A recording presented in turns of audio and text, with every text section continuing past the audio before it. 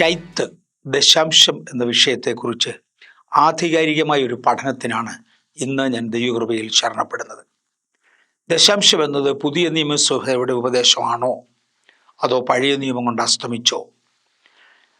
ഇത് പഴയ നിയമസഭയുടെ ഉപദേശമാണോ അതോ ഉപദേശമേ അല്ലയോ?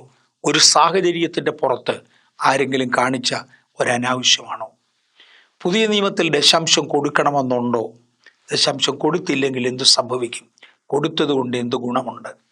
എന്നിങ്ങനെ ഒരുപാട് ചോദ്യങ്ങൾ ഉയരുന്നുണ്ട്. ഈ ചോദ്യങ്ങൾക്ക് പൊതുവെ ഞാൻ മറുപടി പറയാറില്ല. ദശാംശത്തെക്കുറിച്ച് ഞാൻ അധികം പഠിപ്പിക്കാറില്ല. പക്ഷെ ദൈവത്തിന് കൊടുക്കണമെന്നും ഏറ്റവും നല്ലത് കൊടുക്കണമെന്നും ഞാൻ പറയാറുണ്ടായിരുന്നു.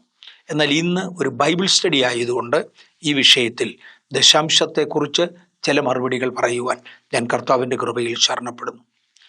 പുതിയ നിയമസഭകളിൽ അത് ആവശ്യമാണ് എന്ന് പഠിപ്പിക്കാൻ ഞാൻ ആഗ്രഹിക്കുന്നു. സഭയിൽ ഉൾപ്പെടാത്ത ഒറ്റപ്പെട്ട വ്യക്തികളിൽ പലരും പുതിയ നിയമസഭയിൽ ദശാംശത്തിൻ്റെ ഉപദേശമേ ഇല്ല. ആകയാൽ അവരവർ പോകുന്ന സഭകളിൽ ദശാംശം കൊടുക്കരുത്. പകരം അത് കിട്ടിയാൽ എന്നെ പോലുള്ളവർക്ക് കുഴപ്പമില്ല, മെവറീസിനെ പോലുള്ളവരെന്നല്ല, ഈ വാദിക്കുന്നവർക്ക് കുഴപ്പമില്ല, അത് ഞങ്ങളുടെ പോക്കറ്റിൽ വരേണ്ടതാണ് എന്ന് ഒരു ചോദ്യം അല്ലെങ്കിൽ ഒരാശയം ഇന്ന് പലരും പറയാറുണ്ട്. നേരെ മറിച്ച് പുതിയ നിയമസഭകളെല്ലാം പഠിപ്പിക്കുന്നത് സഭയിൽ ഇത് വരേണ്ടതാണ്, സഭയിൽ തന്നെ വരേണ്ടതാണ്. എന്തുപയോഗത്തിന് വേണ്ടിയാണ് ദശാംശം വരുന്നത്? ചിലർ പറയാറുണ്ട് വിധവമാർക്ക് വേണ്ടിയാണ് ദശാംശം, ചിലർ പറയാറുണ്ട് പരദേശികൾക്ക് വേണ്ടിയാണ്, ചിലർ പറയാറുണ്ട് അഗതികൾക്ക് വേണ്ടിയാണ്, മറ്റു ചിലർ പറയാറുണ്ട് സാധുക്കൾക്ക് വേണ്ടിയാണ്. ഞാൻ മുമ്പേ പറഞ്ഞ കൂട്ടർ പറയാറുണ്ട് ഇല്ല, എന്നെ പോലുള്ളവർക്ക് വേണ്ടിയാണ്, അതുകൊണ്ടത് എൻ്റെ കയ്യിൽ തന്നെ വരണം, സഭയിൽ കൊടുക്കരുത്, അർഹിക്കുന്നവർ അവരല്ല എന്ന് പറയാം. ഞാനിതിനെക്കുറിച്ച് വേദപുസ്തകത്തിൽ നിന്ന് വ്യക്തമായ ചില ആശയങ്ങൾ പറയട്ടെ. ഒന്ന്, മോശയുടെ ന്യായപ്രമാണത്തിൽ ദശാംശത്തിൻ്റെ ഉപദേശം ആദ്യ അവസാനം കാണാൻ കഴിയും. പക്ഷേ മോശയുടെ ന്യായപ്രമാണത്തിൽ ഇത് വരുന്നതിന് മുന്നമേ തന്നെ ദശാംശം എന്ന ആശയം ബൈബിളിലുണ്ട്.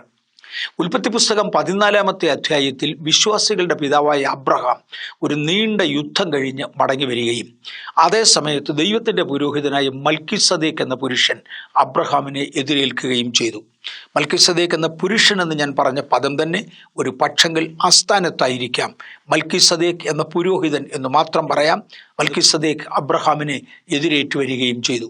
അബ്രഹാം തനിക്ക് കിട്ടിയ സകലത്തിലും 10-1 മൽക്കിസദേക്കിൻ്റെ കയ്യിൽ ഏൽപ്പിക്കുകയും അദ്ദേഹത്തോടുള്ള അനുഗ്രഹം, അദ്ദേഹത്തിൽ നിന്ന് ഒരു അനുഗ്രഹം ഏറ്റുവാങ്ങുകയും ചെയ്തു. നിത്യനായ ദൈവത്തോടുള്ള ഭക്തിയിൽ നിന്നാണ് അബ്രഹാം അത് കൊടുത്തത്. അന്നുവരെ അബ്രഹാം ദശാംശം കൊടുക്കണമെന്ന് ഒരു പ്രമാണമോ കൽപ്പനയോ ഇല്ല. അബ്രഹാമിന് മുമ്പുണ്ടായിരുന്ന ജാതികളും അബ്രഹാമിൻ്റെ കാലഘട്ടത്തിലുണ്ടായിരുന്ന ജാതികളും ചിലർ ദശാംശമോ അതിന് തുല്യമായൊരു തുകയോ അല്ലെങ്കിൽ അതിനേക്കാൾ ഉപരിയായ ഒരു തുകയോ ദൈവങ്ങൾക്ക് കൊടുത്തിരുന്നു എന്ന് കാണുവാൻ കഴിയും. ജാതീയമായ പാരമ്പര്യത്തിൽ നിന്ന് അബ്രഹാം പകർത്തിയതാണോ? പാഗനിസത്തിൽ നിന്ന് അബ്രഹാം പൊക്കിക്കൊണ്ടുവന്നതാണോ? അല്ല, പാഗനിസത്തിൽ നിന്ന് പൊക്കിയതല്ല, അബ്രഹാമിൻ്റെ വെളിയിലുണ്ടായിരുന്ന ഒരു വംശത്തിൽ നിന്ന് എടുത്തതല്ല, നിത്യനായ ദൈവത്തിൽ നിന്ന് പ്രാപിച്ചതാണ്. അല്ലെങ്കിൽ ദൈവത്തിൻ്റെ പുരോഹിതനായ മൽക്കിസദേക്ക് അത് വാങ്ങുവാൻ അവിടെ വരികയോ അബ്രഹാമിനെ അനുഗ്രഹിക്കുകയോ ചെയ്യുകയില്ലായിരുന്നു എന്ന് വ്യക്തമാണ്. മൽക്കിസദേക്ക് വരുന്ന വരവ് അബ്രഹാം ദൈവത്തെ സ്തുതിക്കേണ്ടതിന്, വന്ദിക്കേണ്ടതിന്, ആരാധിക്കേണ്ടതിന് വെമ്പൽ കൊള്ളുന്ന സാഹചര്യമാണ്. കാര്യം 4 രാജാക്കന്മാരോട് യുദ്ധം ചെയ്ത് 4 പേരെയും ജയിച്ചു. ആളവകടം ഒന്നും തൻ്റെ സൈഡിൽ നിന്ന് ബൈബിളിൽ റിപ്പോർട്ട് ചെയ്യപ്പെടാത്ത ഒരു ചരിത്രത്തിൽ, അല്ലെങ്കിൽ എടുത്തു പറയത്തക്ക ആളവകടം ഒന്നും തൻ്റെ സൈഡിൽ നിന്ന് സംഭവിക്കാതെ വലിയ കൊള്ളകളുമായി സത്യത്തിൽ 4 രാജാക്കന്മാർ ഒരു 5 രാജാക്കന്മാരോട് ഏറ്റുമുട്ടുകയായിരുന്നു. ഈ 9 പേരെയും രാജാക്കന്മാരെയും അബ്രഹാം കൊള്ളയിട്ടു. 9 പേരെയും അബ്രഹാം കൊള്ളയിട്ടു, അവരെ ജയിച്ചു. എന്നിട്ടാണ് അബ്രഹാം മടങ്ങി വരുന്നത് എന്ന് പറഞ്ഞാൽ അതിഭയങ്കര കൊള്ളയുമായി അബ്രഹാം മടങ്ങി വരികയാണ്. ഈ വരുന്ന സമയത്ത് മൽക്കിസദേക്ക് എതിരേറ്റു വന്നു. മൽക്കിസദേക്ക് വരുന്നതും അപ്പവും വീഞ്ഞും കൊണ്ടാണ് അബ്രഹാമിനെ എതിരേൽക്കുന്നത്. ഇതൊരു പ്രത്യേക കാര്യമാണ്. അബ്രഹാമിന് ദൈവത്തെ ആരാധിക്കാൻ താല്പര്യമുണ്ട്, കടപ്പാടുണ്ട്, ദൈവത്തോടുള്ള നന്ദി കൊണ്ട് തൻ്റെ ഹൃദയം നിറയുകയാണ്. ആ സമയത്താണ് ദൈവത്തിൻ്റെ പുരോഹിതനായ മൽക്കിസദേക്ക് അവിടെ വരുന്നത്. മൽക്കിസദേക്കിനെ കുറിച്ച് എബ്രായ ലേഖനം 7-ാം അധ്യായം പറയുന്നത് അവൻ ആദിയില്ല, അന്തമില്ല, മാതാവില്ല, പിതാവില്ല, ഒന്നുമില്ല എന്ന് പറഞ്ഞാൽ ദൈവപുത്രന് തുല്യനായ ഒരുവൻ വെളിപ്പെടുകയാണ്. മാത്രവുമല്ല, ഒരല്പം കൂടെ ഗൗരവമായ ആഴത്തിൽ ഞാൻ ഇറങ്ങി ചിന്തിക്കുമ്പോൾ, ബൈബിളിൽ നിന്ന് ഇറങ്ങി ചിന്തിക്കുമ്പോൾ, അപ്പവും വീഞ്ഞും കൊണ്ടുവന്ന് എതിരേറ്റു എന്ന് പറയുന്നത് ക്രിസ്തുവിന്റെ പ്രതിനിധിയാണ്. യേശുവാണ് അപ്പവും വീഞ്ഞും എടുത്ത് തൻ്റെ ജനത്തിന് കൊടുത്ത് വാങ്ങി പങ്കിട്ടുകൊള്ളുക എന്ന് പറഞ്ഞത്. അതുപോലെ തന്നെ അബ്രഹാമിന് മൽക്കിസദേക്ക് കൊണ്ടു കൊടുക്കുന്നത് അപ്പവും വീഞ്ഞുമാണ് എന്ന് മറക്കരുത്. അങ്ങനെ സ്തുതിക്കുവാനും ആരാധിക്കുവാനും താല്പര്യപ്പെട്ടു വരുമ്പോൾ തേണ്ട ആരാധന അംഗീകരിക്കുന്നവനായ ദൈവത്തിൻ്റെ പ്രതിനിധിയായി മൽക്കിസദേക്ക് വരികയാണ്. ഇനി മൽക്കിസദേക്കിന് ദശാംശം കൊടുക്കുമ്പോൾ ലേവി അവൻ്റെ കടിപ്പുറം പ്രദേശത്തുണ്ടായിരുന്നു എന്നൊരു പദം തൻ്റെ എബ്രായ ലേഖനത്തിൽ കാണാം. ദശാംശം വാങ്ങുന്ന പുരോഹിതന്മാർ അന്ന് അബ്രഹാമിൻ്റെ കടിപ്രദേശത്തുണ്ട്. ദശാംശത്തിൻ്റെ പ്രമാണം അബ്രഹാം മുഖേന തൻ്റെ കടിപ്രദേശത്തുണ്ടായിരുന്ന വിശുദ്ധന്മാരുമായി, വിശ്വാസികളുമായി, വിശ്വാസികളുടെ പിതാവ് ആയ അബ്രഹാം ഷെയർ ചെയ്യുകയാണ് എന്ന് മറക്കേണ്ടത്. ഇത് ഒരു വെളിപ്പാടില്ല. ഉൽപ്പത്തി പുസ്തകം 14-ാം അധ്യായം 18 മുതൽ 20 വരെയുള്ള വാക്യത്തിൽ ശാലേം രാജാവായ മൽക്കിസദേക്ക് അപ്പവും വീഞ്ഞും കൊണ്ടുവന്നു. അവൻ അത്യുന്നതനായ ദൈവത്തിൻ്റെ പുരോഹിതനായിരുന്നു. അവനെ അബ്രഹാമിനെ അനുഗ്രഹിച്ചു. സ്വർഗത്തിനും ഭൂമിക്കും നാഥനായി അത്യുന്നതനായ ദൈവത്താൽ അബ്രഹാം അനുഗ്രഹിക്കപ്പെടുമാറാകട്ടെ. നിന്റെ ശത്രുക്കളെ നിന്റെ കയ്യിൽ ഏൽപ്പിച്ചു തന്ന അത്യുന്നതനായ ദൈവം സ്തുതിക്കപ്പെടുമാറാകട്ടെ എന്ന് പറഞ്ഞു. അവന് അബ്രഹാം സകലത്തിലും ദശാംശം കൊടുത്തു. ആ സകലത്തിലും എന്ന പദം ഓർപ്പിക്കട്ടെ, പിന്നത്തേതിൽ അത് ഞാൻ വീണ്ടും പറയും. ഇവിടെ എബ്രായ ലേഖനം 7-ാം അധ്യായ പ്രകാരം ഞാൻ പറഞ്ഞായിരുന്നു, മൽക്കിസദേക്കിനെ കുറിച്ച് പറയുമ്പോൾ അവന് ആരംഭമില്ല, അവസാനമില്ല, ദൈവത്തിൻ്റെ പ്രതിപുരുഷനായിരുന്നു എന്ന് പറയുന്നു. മാത്രവുമല്ല, അപ്പവും വീഞ്ഞും കൊണ്ടുവന്ന ചരിത്രവും അവിടെയും എടുത്തു പറയുന്നുണ്ട്. ഇത് അബ്രഹാം ദൈവത്തെ ആരാധിപ്പാൻ വേണ്ടി താല്പര്യപ്പെട്ടു വരുമ്പോൾ ആരാധനയുടെ ഭാഗമായി തനിക്ക് ദൈവത്തോടുള്ളതായ ആ കടപ്പാടിൻ്റെ സൂചനയായി തൻ ദശാംശം മുഴുവനും ദൈവസന്നിധിയിൽ കൊണ്ടുകൊടുത്ത് ദൈവത്തോട് വിധേയത്വം കാണിക്കുകയും അതേ ആരാധനയുടെ മറുഭാഗമായി അപ്പവും വീഞ്ഞും നൽകി മൽക്കിസദേക്ക് അബ്രഹാമിനെ അനുഗ്രഹിക്കുകയുമായിരുന്നു. എബ്രായർ 7-1 മുതൽ 3 വരെയുള്ള വാക്യം കൂടെ ഞാനിവിടെ വായിക്കുന്നത് മാത്രം. ശാലേം രാജാവും അത്യുന്നതനായ ദൈവത്തിൻ്റെ പുരോഹിതനായ മൽക്കിസദേക്ക് രാജാക്കന്മാരെ ജയിച്ചു മടങ്ങി വരുന്ന അബ്രഹാമിനെ എതിരേറ്റ് അനുഗ്രഹിച്ചു. അബ്രഹാം അവന് സകലത്തിലും 10-1 കൊടുത്തു. അവൻ്റെ പേരിന് ആദ്യം നീതിയുടെ രാജാവെന്നും പിന്നെ ശാലേം രാജാവും എന്ന് വെച്ചാൽ സമാധാനത്തിൻ്റെ രാജാവും എന്നർത്ഥം. അവന് പിതാവില്ല, മാതാവില്ല, വംശാവലിയില്ല, ജീവാരംഭവും ജീവ അവസാനവുമില്ല. അവൻ ദൈവപുത്രന് തുല്യമായി എന്നേക്കും പുരോഹിതനായിരിക്കുന്നു. അങ്ങനെ ദൈവപുത്രന് തുല്യമായി എന്നേക്കും പുരോഹിതനായിരിക്കുന്ന മൽക്കിസദേക്ക് അബ്രഹാമിൻ്റെ മുമ്പിൽ വരികയും അബ്രഹാം അവന് അപ്പവും വീഞ്ഞും കൊടുക്കുകയും ചെയ്തു. മൽക്കിസദേക്കിനെ തേടി അബ്രഹാം നടന്നതല്ല, നിശ്ചയമായും അബ്രഹാമിനെ തേടി മൽക്കിസദേക്ക് വന്നതാ. നമ്മൾ ദൈവത്തെ തേടി കണ്ടുപിടിക്കാൻ ഒക്കത്തില്ല, നമ്മളെ തേടി കണ്ടുപിടിച്ച ദൈവത്തിന് സ്തോത്രം. ആരാധനയുടെ ഭാഗമായി അബ്രഹാം വെളിപ്പാടിൽ നിന്ന് ദൈവത്തിന് ഒരു ദശാംശം കൊടുക്കുകയും ആരാധനയുടെ ഭാഗമായി ദൈവത്തിൻ്റെ തുല്യനായി അല്ലെങ്കിൽ ദൈവത്തിൻ്റെ പ്രതിപുരുഷനായി നിന്ന് മൽക്കിസദേക്ക് അബ്രഹാമിനെ അനുഗ്രഹിച്ച് അപ്പവീഞ്ഞുകൾ കൊടുക്കുകയും ആയിരുന്നു. എങ്കിൽ ഇതൊരു വെളിപ്പാടാണ്, ഇതൊരു ഉപദേശമല്ല. പഴയ നിയമത്തിന് പോലും പുതിയ നിയമത്തിന് പോലും ഇതൊരു ഉപദേശമല്ല, ഇതൊരു ദൈവിക വെളിപ്പാടാണ്. ആത്മീയർക്ക് മാത്രം ലഭിക്കുന്ന ഒന്നാണ്. രണ്ടാമത്തെ ഉദാഹരണം നമ്മുടെ പിതാവായ യാക്കോബിനെയാണ് ഞാൻ രണ്ടാമത് എടുത്തു കാണിക്കുന്നത്. അദ്ദേഹം ഒന്നുമില്ലാത്തവനായി ഭവനം വിട്ടുപോകുകയാണ്. അപ്പനില്ല, അമ്മയില്ല, സഹോദരനില്ല. ഉണ്ടെങ്കിൽ സഹോദരനായ ശത്രുവിനെ കുറിച്ചുള്ള ചിന്ത മാത്രമേ ഉള്ളൂ. കുടുംബമില്ല, വസ്തുവകകളില്ല, ആടുമാടുകളില്ല, ഒന്നുമില്ലാത്തവനായി വെറും കൈയോടെ കേവലം ഒരു വടിയോടെ മാത്രം യാത്ര ചെയ്യുകയാണ്. തൻ്റെ കയ്യിൽ എന്തെങ്കിലും ഉണ്ടായിരുന്നോ എന്ന ചോദ്യത്തിന് യാക്കോബ് പിന്നൊരിക്കൽ ദൈവദൂതനോട് പറയുന്ന ഒരു വാചകം ഓർമ്മയുണ്ട്. ഉൽപ്പത്തി പുസ്തകത്തിൽ തന്നെ ഒരു വടിയോടുകൂടെ മാത്രമാണ് അടിയനെ യോർദാൻ കടന്നത്. കർത്താവേ, അടിയനെ അനുഗ്രഹിച്ച് അങ്ങാണ് ഇതെല്ലാം തന്നത് എന്ന് പറഞ്ഞു. അങ്ങനെയാണെങ്കിൽ ഒരു വടിയോടുകൂടെ മാത്രം യാത്ര ചെയ്തു വരുന്ന യാക്കോബ് വരുന്ന വഴിയിൽ ഒരു വെളിമ്പ്രദേശത്ത് കിടന്നുറങ്ങി. നാടൻ കാറ്റടിച്ച് നാട്ടിലെ പൊടി, മരുഭൂമിയാണല്ലോ, അവിടുത്തെ പൊടി അദ്ദേഹത്തിൻ്റെ ശരീരത്തോടെ വിതറപ്പെടുമ്പോൾ തലയണയായി മറ്റൊന്നും വയ്ക്കുവാനില്ലാത്തപ്പോൾ തലേ രാത്രി വരെ അപ്പൻ്റെ ഭവനത്തിൽ നന്നായി തലവണ വെച്ചുറങ്ങിയിരുന്നു എന്ന് ഞാൻ കരുതുന്നു. ആ മനുഷ്യൻ ഒരു കല്ലെടുത്ത് തലവണയായി വെച്ചൊരു തടിക്കഷ്ണം എടുക്കാൻ, ഒരു വെട്ടിവെക്കുവാൻ തൻ്റെ കയ്യിൽ കത്തിയില്ലായിരുന്നു എന്ന് ഉറപ്പാണ്. ഒരു കൽക്കഷ്ണം എടുത്ത്, ഒരു കല്ലെടുത്ത് തൻ്റെ തലവണയായി വെച്ചുകൊണ്ട് അതിൽ കിടന്നുറങ്ങവേ ആ ബുദ്ധിമുട്ടിൻ്റെ നടുവിൽ എനിക്ക് കൊതുകിനെ കുറിച്ച് അറിഞ്ഞുകൂടാ. അന്നത്തെ മരുഭൂമിയിൽ പലപ്പോഴും അഗ്നിപ്പാമ്പുകളും തേളുകളും മഹാശല്യങ്ങൾ ഉണ്ടായിരുന്ന ഇടമാണ്.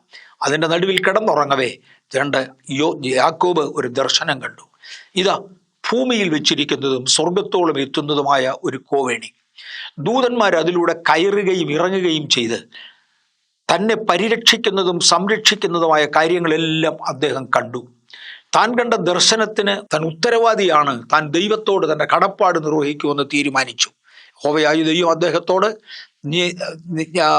ഞാൻ നിന്നെ പരിപാലിക്കും, ഈ സ്ഥലത്തേക്ക് മടക്കിക്കൊണ്ടുവരും എന്ന് പറഞ്ഞു. യാക്കോബ് അതിരാവിലെ എഴുന്നേറ്റ് താൻ തലവണയായി വെച്ചിരുന്ന കല്ല് എടുത്ത് ഒരു തൂണാക്കി നിർത്തി. അവിടെ നിന്നുകൊണ്ട് താൻ ദൈവത്തോടൊരു പ്രതിഷ്ഠ ചെയ്തു. എനിക്ക് കിട്ടുന്ന സകലതിലും ഞാൻ അങ്ങേക്ക് ദശാംശം തരും. ആട് കിട്ടുമോ, മാട് കിട്ടുമോ, വസ്തുക്കൾ കിട്ടുമോ, പുരയിടം കിട്ടുമോ, ഭാര്യയെ കിട്ടുമോ, മക്കളെ കിട്ടുമോ, ദാസിദാസന്മാരെ കിട്ടുമോ, ഒട്ടകം കിട്ടുമോ, ഒന്നും അദ്ദേഹത്തിന് അറിഞ്ഞുകൂടാ. ഒന്നുമില്ലായ്മയിൽ നിന്ന്, തൻ്റെ ഇല്ലാഴികയിൽ നിന്ന്, ശൂന്യതയിൽ നിന്ന് ദൈവത്തോട് അദ്ദേഹം എടുത്തൊരു പ്രതിഷ്ഠയാണ്, എനിക്ക് ലഭിക്കുന്ന സകലതിലും ഞാൻ അങ്ങേക്ക് ദശാംശം തരും.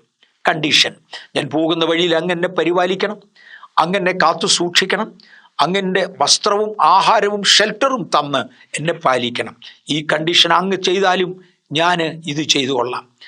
കഴിഞ്ഞ രാത്രിയിൽ യഹോവയായ ദൈവം അവനോട് സത്യം ചെയ്ത് ഇത് തന്നെ, ഞാൻ നിന്നെ പരിപാലിച്ച് ഈ സ്ഥലത്തേക്ക് മടക്കിക്കൊണ്ടുവരും, അതിനകത്ത് ഭക്ഷണവും വസ്ത്രവും ഒക്കെ ഉണ്ട്. അവനെ വാഗ്ദത്തം ദൈവത്തെ ഒന്ന് ഓർമ്മിപ്പിച്ചു. ദൈവത്തെ നന്ദിയോടെ ഒന്ന് ആരാധിക്കാൻ തീരുമാനിച്ചു.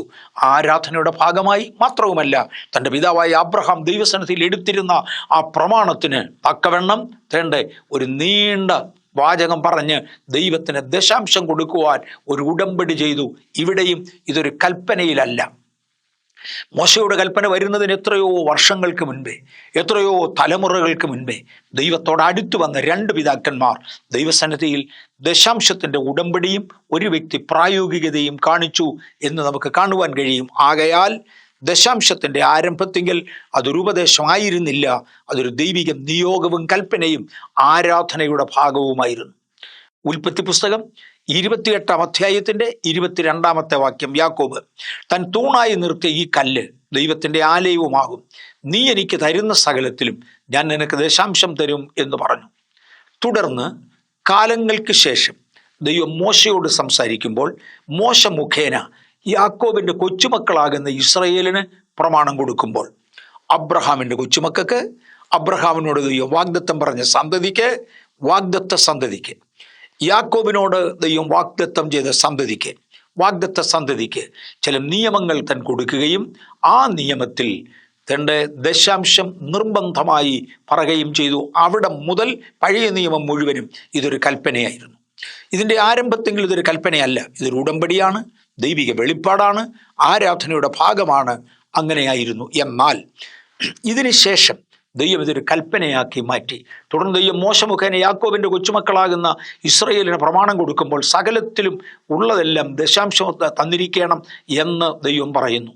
ഏതെങ്കിലും സമയത്ത് കൊടുക്കാതെ ഇരുന്നാൽ 1/5 ചേർത്ത്, അതായത് ഒരു സീസണിൽ കൊടുക്കേണ്ട ദശാംശം ആ സീസണിൽ കൊടുക്കാൻ കഴിയാതെ വന്നാൽ, അല്ലെങ്കിൽ ആ വർഷം കൊടുക്കാൻ കഴിയാതെ വന്നാൽ, ആ സീസൺ കഴിഞ്ഞ് അടുത്ത സീസൺ ആകുമ്പോൾ 1/5, അതായത് 20% കൂടെ ആ ദശാംശത്തിൻ്റെ കൂടെ ചേർത്ത് കൊടുക്കണം. ഇന്ന് പുതിയ നിയമത്തിൻ്റെ ഭാഷയിലൊക്കെ പറഞ്ഞാൽ കൂട്ടുപലിശയാണ്. ഞാൻ ഓർക്കുന്നുണ്ട്, ഒരിക്കൽ മോറിസ് സെർലോയും ഞാനും തമ്മിൽ ഒരു ചില കറസ്പോണ്ടൻസ് ഒക്കെ ഉണ്ടായി. ഡോക്ടർ മോറിസ് സെർലോ എന്നോട് ഒരു തുക അദ്ദേഹത്തിന് കൊടുക്കണമെന്ന് ആവശ്യം, വലിയ തുകയൊന്നുമല്ല, ഒരു $20 അദ്ദേഹത്തിന് കൊടുക്കണമെന്ന് ആവശ്യപ്പെട്ടു. എന്തോ അന്നത് കൊടുക്കാൻ എനിക്ക് താല്പര്യമില്ലായിരുന്നു, അതുകൊണ്ട് ഞാൻ കൊടുത്തില്ല. ചില വർഷങ്ങൾക്ക് ശേഷം അദ്ദേഹത്തിൻ്റെ ഒരു മീറ്റിങ്ങിൽ പങ്കെടുക്കുമ്പോൾ അവിടെ സ്തോത്ര കാഴ്ച പിരിക്കുന്ന കൂട്ടത്തിൽ ഞാനൊരു കവറിനകത്ത് കുറച്ച് പണമിട്ട് അദ്ദേഹത്തിൻ്റെ ഒരു എഴുത്തും കൂടെ എഴുതി, ഇന്നയാണ്ട് ഇന്ന മാസം ഇത്രാം തീയതി നിങ്ങൾ എനിക്ക് അയച്ചിരുന്ന ഒരു കത്തിനകത്ത് ഒരു $20 നിങ്ങൾക്ക് തരണമെന്ന് പറഞ്ഞിരുന്നു. അന്ന് എനിക്കത് തരുവാൻ കഴിഞ്ഞില്ല. എന്നാൽ ഇന്ന് $20 അല്പം കൂടെ കൂടുതൽ തരുവാൻ ദൈവം എൻ്റെ കയ്യിൽ ഏൽപ്പിച്ചതുകൊണ്ട് തരുന്നുവെന്ന് പറഞ്ഞ് ഞാൻ എൻ്റെ കയ്യിലുണ്ടായിരുന്ന പൈസ ഒരു കവറിനകത്താക്കി ഒരു ലെറ്ററും അദ്ദേഹത്തിന് വേണ്ടി എഴുതി. സത്യത്തിൽ ഞാൻ ഇംഗ്ലണ്ടിൽ വെച്ചാണ് ആ മീറ്റിങ്ങിന് പങ്കെടുക്കുന്നത്. ഞാൻ അവിടെ നിന്ന് മറ്റൊരു രാജ്യത്തേക്ക് പോകുകയായിരുന്നു. അതുകൊണ്ട് എൻ്റെ കയ്യിൽ കുറേ ചില്ലറ നാണയങ്ങളുണ്ടായിരുന്നു. ഒരു രാജ്യത്തിൻ്റെ ചില്ലറ നാണയങ്ങൾ മറ്റൊരു രാജ്യത്ത് കൊണ്ടെന്നാൽ മാറിയെടുക്കുന്നത് എളുപ്പമല്ല. അതുകൊണ്ട് ഞാൻ ഓർത്തു, ഈ ചില്ലറ നാണയങ്ങൾ കൂടെ ഈ നോട്ടുകളുടെ കൂട്ടത്തിൽ പോകട്ടെ എന്ന് വിചാരിച്ച് ആ കവറിനകത്ത് ചില്ലറ നാണയം വരെ ഇട്ടു. എൻ്റെ ഭാര്യയ്ക്കൊരു തോന്നലുണ്ടായി, അവക്കും മോറിസർലോയുടെ ഒരു സ്തോത്ര കാഴ്ച കൊടുക്കണം എന്ന് തോന്നി.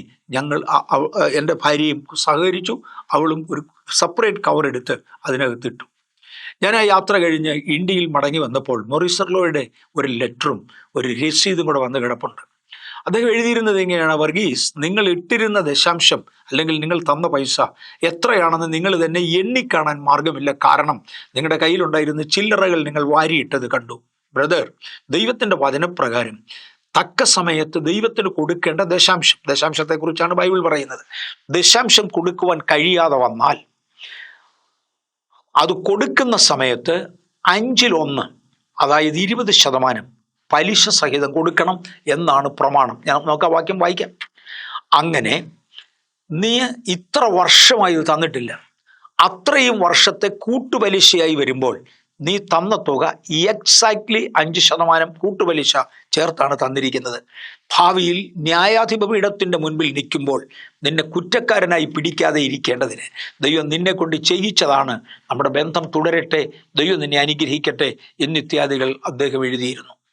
ഇസ്രായേലിന് ഇതൊരു നിയമമായി കൊടുത്തു. ലേവ്യാപുസ്തകം 27-ാം അധ്യായത്തിൻ്റെ 30-31 വാക്യങ്ങൾ. ലേവ്യാപുസ്തകം 27-ാം അധ്യായം 30-31 വാക്യങ്ങൾ.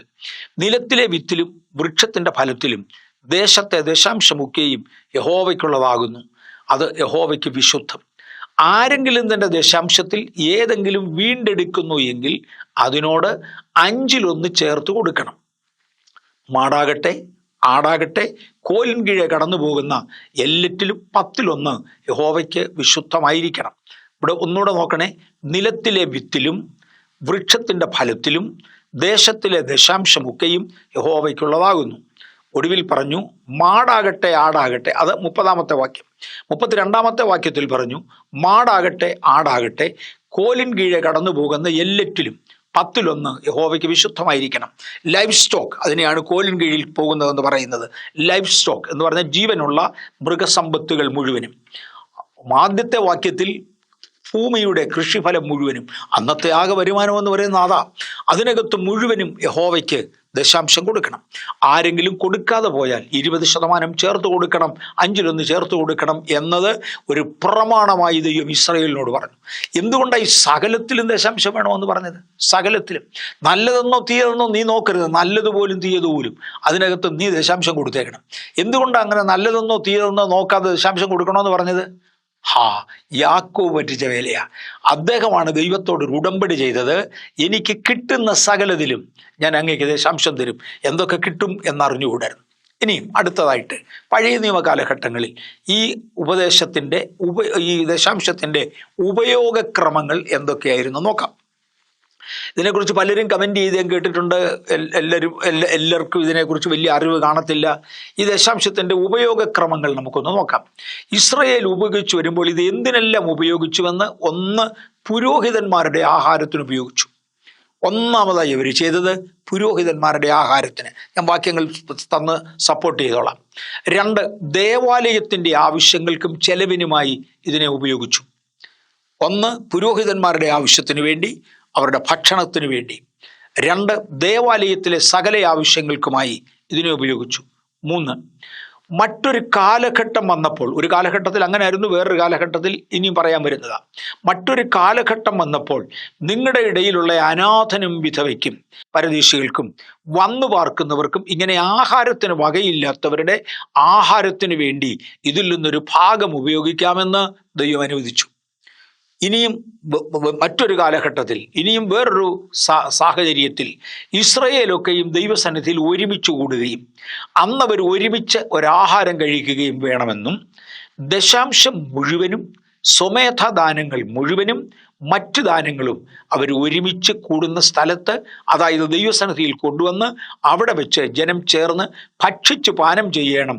അതിൽ ദശാംശം ഉപയോഗിക്കുവാൻ ദൈവം അനുവാദം കൊടുത്തു. ഇങ്ങനെ വിവിധ സാഹചര്യങ്ങളിൽ വിവിധ ഉപയോഗങ്ങൾക്ക് വേണ്ടി ദശാംശം ഉപയോഗിച്ചു കൊള്ളുവാൻ ദൈവം അനുമതി കൊടുത്തു. പക്ഷെ ഒരിക്കലും കൊടുക്കണ്ട എന്നൊരു പദം ദൈവം കൽപ്പിച്ചിട്ടില്ല. അങ്ങനെ ഇതൊരു കൽപ്പനയായി മാറി. പഴയ നിയമത്തിൽ അങ്ങനെ ഇതൊരു കൽപ്പനയായി മാറിയെങ്കിലും ഇടയ്ക്കിടയ്ക്ക് ഇസ്രായേൽ അന്യദേശങ്ങളിൽ പരദേശികളായി പോയി. ഇടയ്ക്കിടയ്ക്ക് അവർ അന്യദൈവങ്ങളെ സേവിച്ചു, ദൈവത്തിങ്കൽ നിന്ന് പിന്മാറി. ഇടയ്ക്കിടയ്ക്ക് അന്യ രാജാക്കന്മാർ അവരെ അടിമകളാക്കി പിടിച്ചോണ്ടുപോയി. ദൈവസാന്നിധ്യം കുറഞ്ഞു, ദൈവ ആരാധന കുറഞ്ഞു.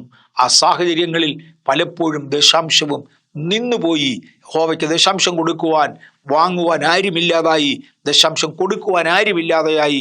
അങ്ങനെ ദശാംശങ്ങൾ നിന്നുപോയി. എന്നാൽ ഈ സാഹചര്യങ്ങളിൽ നിന്ന് ദൈവം അവരെ വിടുവിച്ച് അവരെ യഥാസ്ഥാനപ്പെട്ടപ്പോൾ, ജാതികളുടെ കയ്യിൽ നിന്ന്, അടിമത്വത്തിൽ നിന്ന് അവർ വിടുവിക്കപ്പെട്ടപ്പോൾ, അന്യദൈവസേവയിൽ നിന്ന് അവർ മടങ്ങി വന്ന് സത്യദൈവത്തെ ആരാധിക്കാൻ തുടങ്ങിയപ്പോൾ, റിസ്റ്റോറേഷൻ നടന്ന സാഹചര്യങ്ങളിലെല്ലാം തന്നെ ദശാംശവും തിരിച്ചു വന്നു. കാരണം ഇത് അവരുടെ കൽപ്പനയായിരുന്നു. 2 ക്രോണിക്കൽസ്, 2 ദിനവൃത്താന്തങ്ങളുടെ പുസ്തകം 31-ാം അധ്യായത്തിൻ്റെ 5-ാമത്തെ വാക്യം ഞാൻ ഇതിനൊരു ഉദാഹരണമായി വായിക്കാൻ ആഗ്രഹിക്കുന്നു. ഹിസ്കിയ രാജാവ് ചെയ്ത കാര്യങ്ങളാണ്. ഹിസ്കിയ രാജാവ് ഒരു കൽപ്പന കൊടുത്തു, ദേശത്തുള്ള അന്യദൈവങ്ങളെ മുഴുവനും നീക്കിക്കളയണം. കാര്യം ജനം തകർന്നു, അവർ ദൈവകൃപയിൽ നിന്ന് മാറി, അന്യദൈവങ്ങളെ സേവിച്ചു, സത്യാരാധന നിന്നു, കുറഞ്ഞുപോയി. ആകയാൽ അവയെ നീക്കം ചെയ്ത് സത്യാരാധന പുനഃസ്ഥാപിക്കേണ്ടതിന് വേണ്ടി പുരോഹിതന്മാർക്ക് സഹിതം ആലയത്തിൻ്റെ അറ്റകുറ്റപ്പണി തീർക്കുവാൻ ഒക്കെ ഹിസ്കിയ രാജാവ് ഒരു കൽപ്പന കൊടുത്തു. 2 ദിനവൃത്താന്തം 31-ാം അധ്യായത്തിൻ്റെ 5-ാമത്തെ വാക്യത്തിൽ ഈ കൽപ്പന പ്രസിദ്ധമായ ഉടനെ ഇസ്രായേൽ മക്കൾ ധാന്യം, വീഞ്ഞ്, എണ്ണ, തേൻ, വയലിലെ എല്ലാ വിളവും എന്നിവയുടെ ആദ്യ ഫലം വളരെ കൊണ്ടുവന്നു. എല്ലാറ്റിൻ്റെയും ദശാംശവും അനവധി കൊണ്ടുവന്നു. 6-ാം വാക്യം യഹൂദ നഗരങ്ങളിൽ പാർത്തിരുന്ന ഇസ്രായേല്യരും യഹൂദ്യരും കൂടെ കാളകളിലും ആടുകളിലും ദശാംശം തങ്ങളുടെ ദൈവമായ യഹോവയ്ക്ക് നിവേദിച്ചിരുന്ന നിവേദ്യ വസ്തുക്കളിൽ ദശാംശവും കൊണ്ടുവന്ന് കൂമ്പാരമായി കൂട്ടി. ആടിനെയും മാടിനെയും കൂമ്പാരമായി കൂട്ടി എന്നല്ല, അവയെ ഒരുമിച്ച് നിർത്തി. അവിടുത്തെ വിത്ത് വിതരണങ്ങളിൽ കോതമ്പ്, യാവം മുതലായി സകല വിത്തുകളും കൊണ്ടുവന്ന് അവരുടെ എല്ലാവിധ കൃഷി വസ്തുക്കളും കൊണ്ടുവന്ന് കൂമ്പാരങ്ങളായി കൂട്ടി. 7-ാമത്തെ വാക്യത്തിൽ 3-ാം മാസത്തിൽ അവർ കൂമ്പാരം കൂട്ടി തുടങ്ങി, 7-ാം മാസം വരെ അത് തുടർന്നു. വേദപുസ്തകത്തിൽ എഴുതിയിരിക്കുന്ന ഭാഷ 3-ാം മാസത്തിൽ അവർ കൂമ്പാരം കൂട്ടി തുടങ്ങി, 7-ാം മാസത്തിൽ തീർന്നു. നിശ്ചയമായും പണം വന്നിട്ടുണ്ട്, ധാന്യങ്ങൾ വന്നിട്ടുണ്ട്.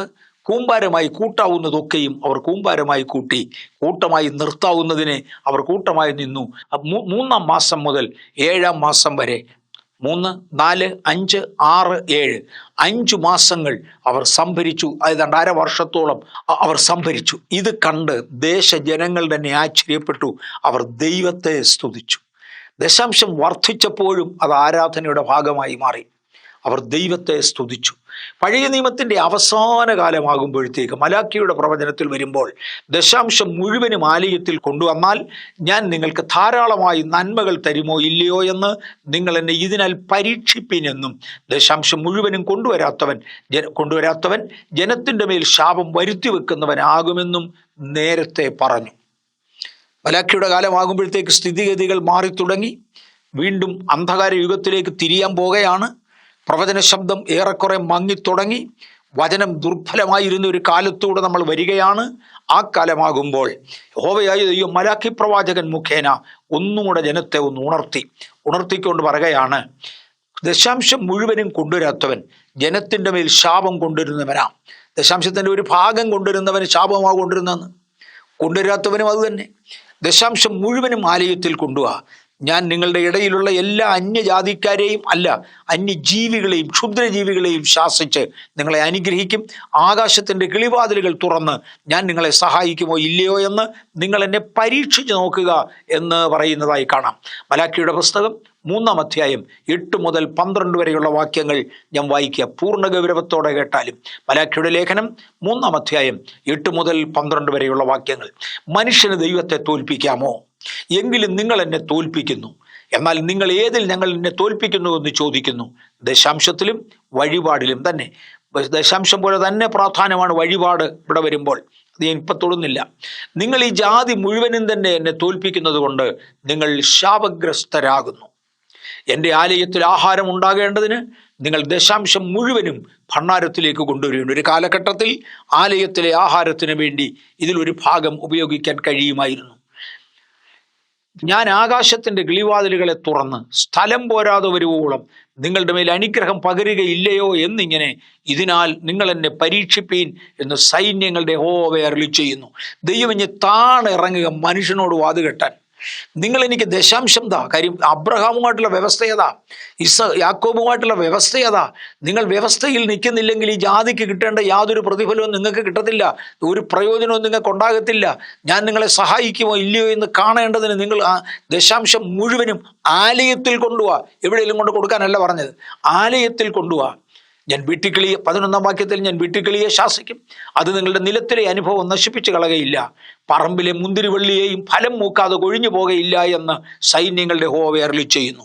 പലർക്കും ഫലം മൂക്കാതെ കൊഴിഞ്ഞു പോകുന്ന പലതുമുണ്ട്. ഞാൻ ഈ റെക്കോർഡ് ചെയ്യുന്ന ഈ ദിവസം ഇന്ന് ഒരു വ്യക്തി എൻ്റെ അടുക്കൽ വന്നിച്ചു പറഞ്ഞു, എൻ്റെ കുഞ്ഞ് പഠിച്ചുകൊണ്ടിരിക്കുകയായിരുന്നു, എക്സ്ട്രാ സ്മാർട്ട്. ക്യാമ്പസ് സിലക്ഷൻ നടന്നു, അവൻ്റെ ഗ്രാജുവേഷൻ ലെവലിൽ ക്യാമ്പസ് സിലക്ഷൻ നടന്നു. നല്ല ജോലിക്ക് അവന് ഓഫറും ലഭിച്ചു. പക്ഷേ കഴിഞ്ഞ ഉടനെ പെട്ടെന്ന് ഞങ്ങളുടെ ബിസിനസ് എല്ലാം പൊട്ടി. ആ ബിസിനസ് പൊട്ടിയ കൂട്ടത്തിൽ മോനൊരു ചെറിയ രോഗം വന്നു. അതുകൊണ്ട് ആ പറയപ്പെട്ട ദിവസം പോയി ജോയിൻ ചെയ്യാൻ ഒക്കാതെ വന്നു. ഒരു 3 മാസത്തെ എക്സ്റ്റൻഷൻ ചോദിച്ചു ടൈമിന്. അവർ എക്സ്റ്റൻഷൻ കൊടുക്കാതെ മോനെ പറഞ്ഞു വിട്ടു. ഇന്നുവരെ അവന് പ്രോപ്പറായി ഒരു ജോലി ആയിട്ടില്ല. ഏതാണ്ട് 2 വർഷം കഴിഞ്ഞു. എൻ്റെ ഒരു മകൾ ഗ്രാജുവേഷൻ കഴിഞ്ഞു. ഞങ്ങളുടെ ആ നല്ല കാലത്തൊക്കെ അവൾക്ക് നല്ല ജോലി ഉണ്ടായിരുന്നു. പെട്ടെന്ന് ആ ജോലി നഷ്ടപ്പെട്ടു. ഇന്ന് കിട്ടിയ ശമ്പളത്തിൽ ഒരു കൊച്ചു ജോലി ചെയ്തുകൊണ്ടിരിക്കുക. ബിസിനസ് പൊട്ടിയത് കൊണ്ട് കടം തന്നെ ധാരാളമാണ്. പലിശ കൊടുക്കാൻ ഞങ്ങളുടെ പണമില്ലാതെയായി. ഭയന്നിട്ട് വീട്ടിൽ കയറാൻ കഴിയുന്നില്ല. ആരെങ്കിലും വന്ന് കാശ് ചോദിക്കാൻ കൊടുക്കാൻ ഞങ്ങളുടെ കയ്യിലില്ല. ഒറ്റയടി പൊട്ടിയതാ. ഫലം കായ്ക്കുന്ന പരുവത്തിന് മൂക്കാതെ പൊഴിഞ്ഞു. ഇസ്രയേലിനോട് പറയുമ്പോൾ അവരുടെ അത്തിയുടെയും മുന്തിരിക്കത്തിൻ്റെയും കാര്യം മാത്രമേ അറിയത്തുള്ളൂ. ഞാൻ ഓർക്കുന്നുണ്ട്, കുരുമുളക് കൃഷി ധാരാളം ഉണ്ടായിരുന്ന നമ്മുടെ വയനാടൻ പ്രദേശങ്ങളിൽ ഒരിടത്ത് ഒരു സഭയുടെ പാസ്റ്റർ അവരുടെ സഭയിലുള്ളവരുടെ കുരുമുളക് തോട്ടത്തിൽ ചെന്ന് ചരട് പൊഴിച്ച് കളയുന്ന സമ്പ്രദായം നിർത്തട കുരുമുളക് എന്ന് പറഞ്ഞ് കുരുമുളകിനെയും ആ മരത്തെയും അനുഗ്രഹിച്ചതായിട്ട് ഓർക്കുന്നുണ്ട്. ആ പുരയിടങ്ങളിലൊക്കെ കുരുമുളക് കായ്ച്ചതും എനിക്കറിയാം. കർത്താവ് പറഞ്ഞു, നിങ്ങളുടെ ഫലം മൂക്കാതെ പൊഴിഞ്ഞു പോകുന്നത് നിൽക്കേണ്ടതിന് ദശാംശം തന്ന് നമ്മൾ തമ്മിലുള്ള വ്യവസ്ഥയൊന്ന് പുതുക്കി നോക്ക്, ഞാൻ ചെയ്യുമോ ഇല്ലയോ എന്നറിയാം എന്ന് പറയുന്നതായി കാണാം. നിങ്ങൾ മനോഹരമായ ഒരു ദേശമായിരിക്കാൻ, 12-ാം വാക്യമോ, നിങ്ങൾ മനോഹരമായ ഒരു ദേശമായിരിക്കയാൽ സകല ജാതികളും നിങ്ങളെ ഭാഗ്യവാന്മാരെന്ന് പറയുമെന്ന് സൈന്യങ്ങളുടെ യഹോവ അരുളിച്ചെയ്യുന്നു. ഇനി ഞാൻ മുമ്പേ പറഞ്ഞതിൻ്റെ സപ്പോർട്ടിന് വേണ്ടി ചില വാക്യങ്ങൾ വായിക്കാൻ ആഗ്രഹിക്കുന്നു.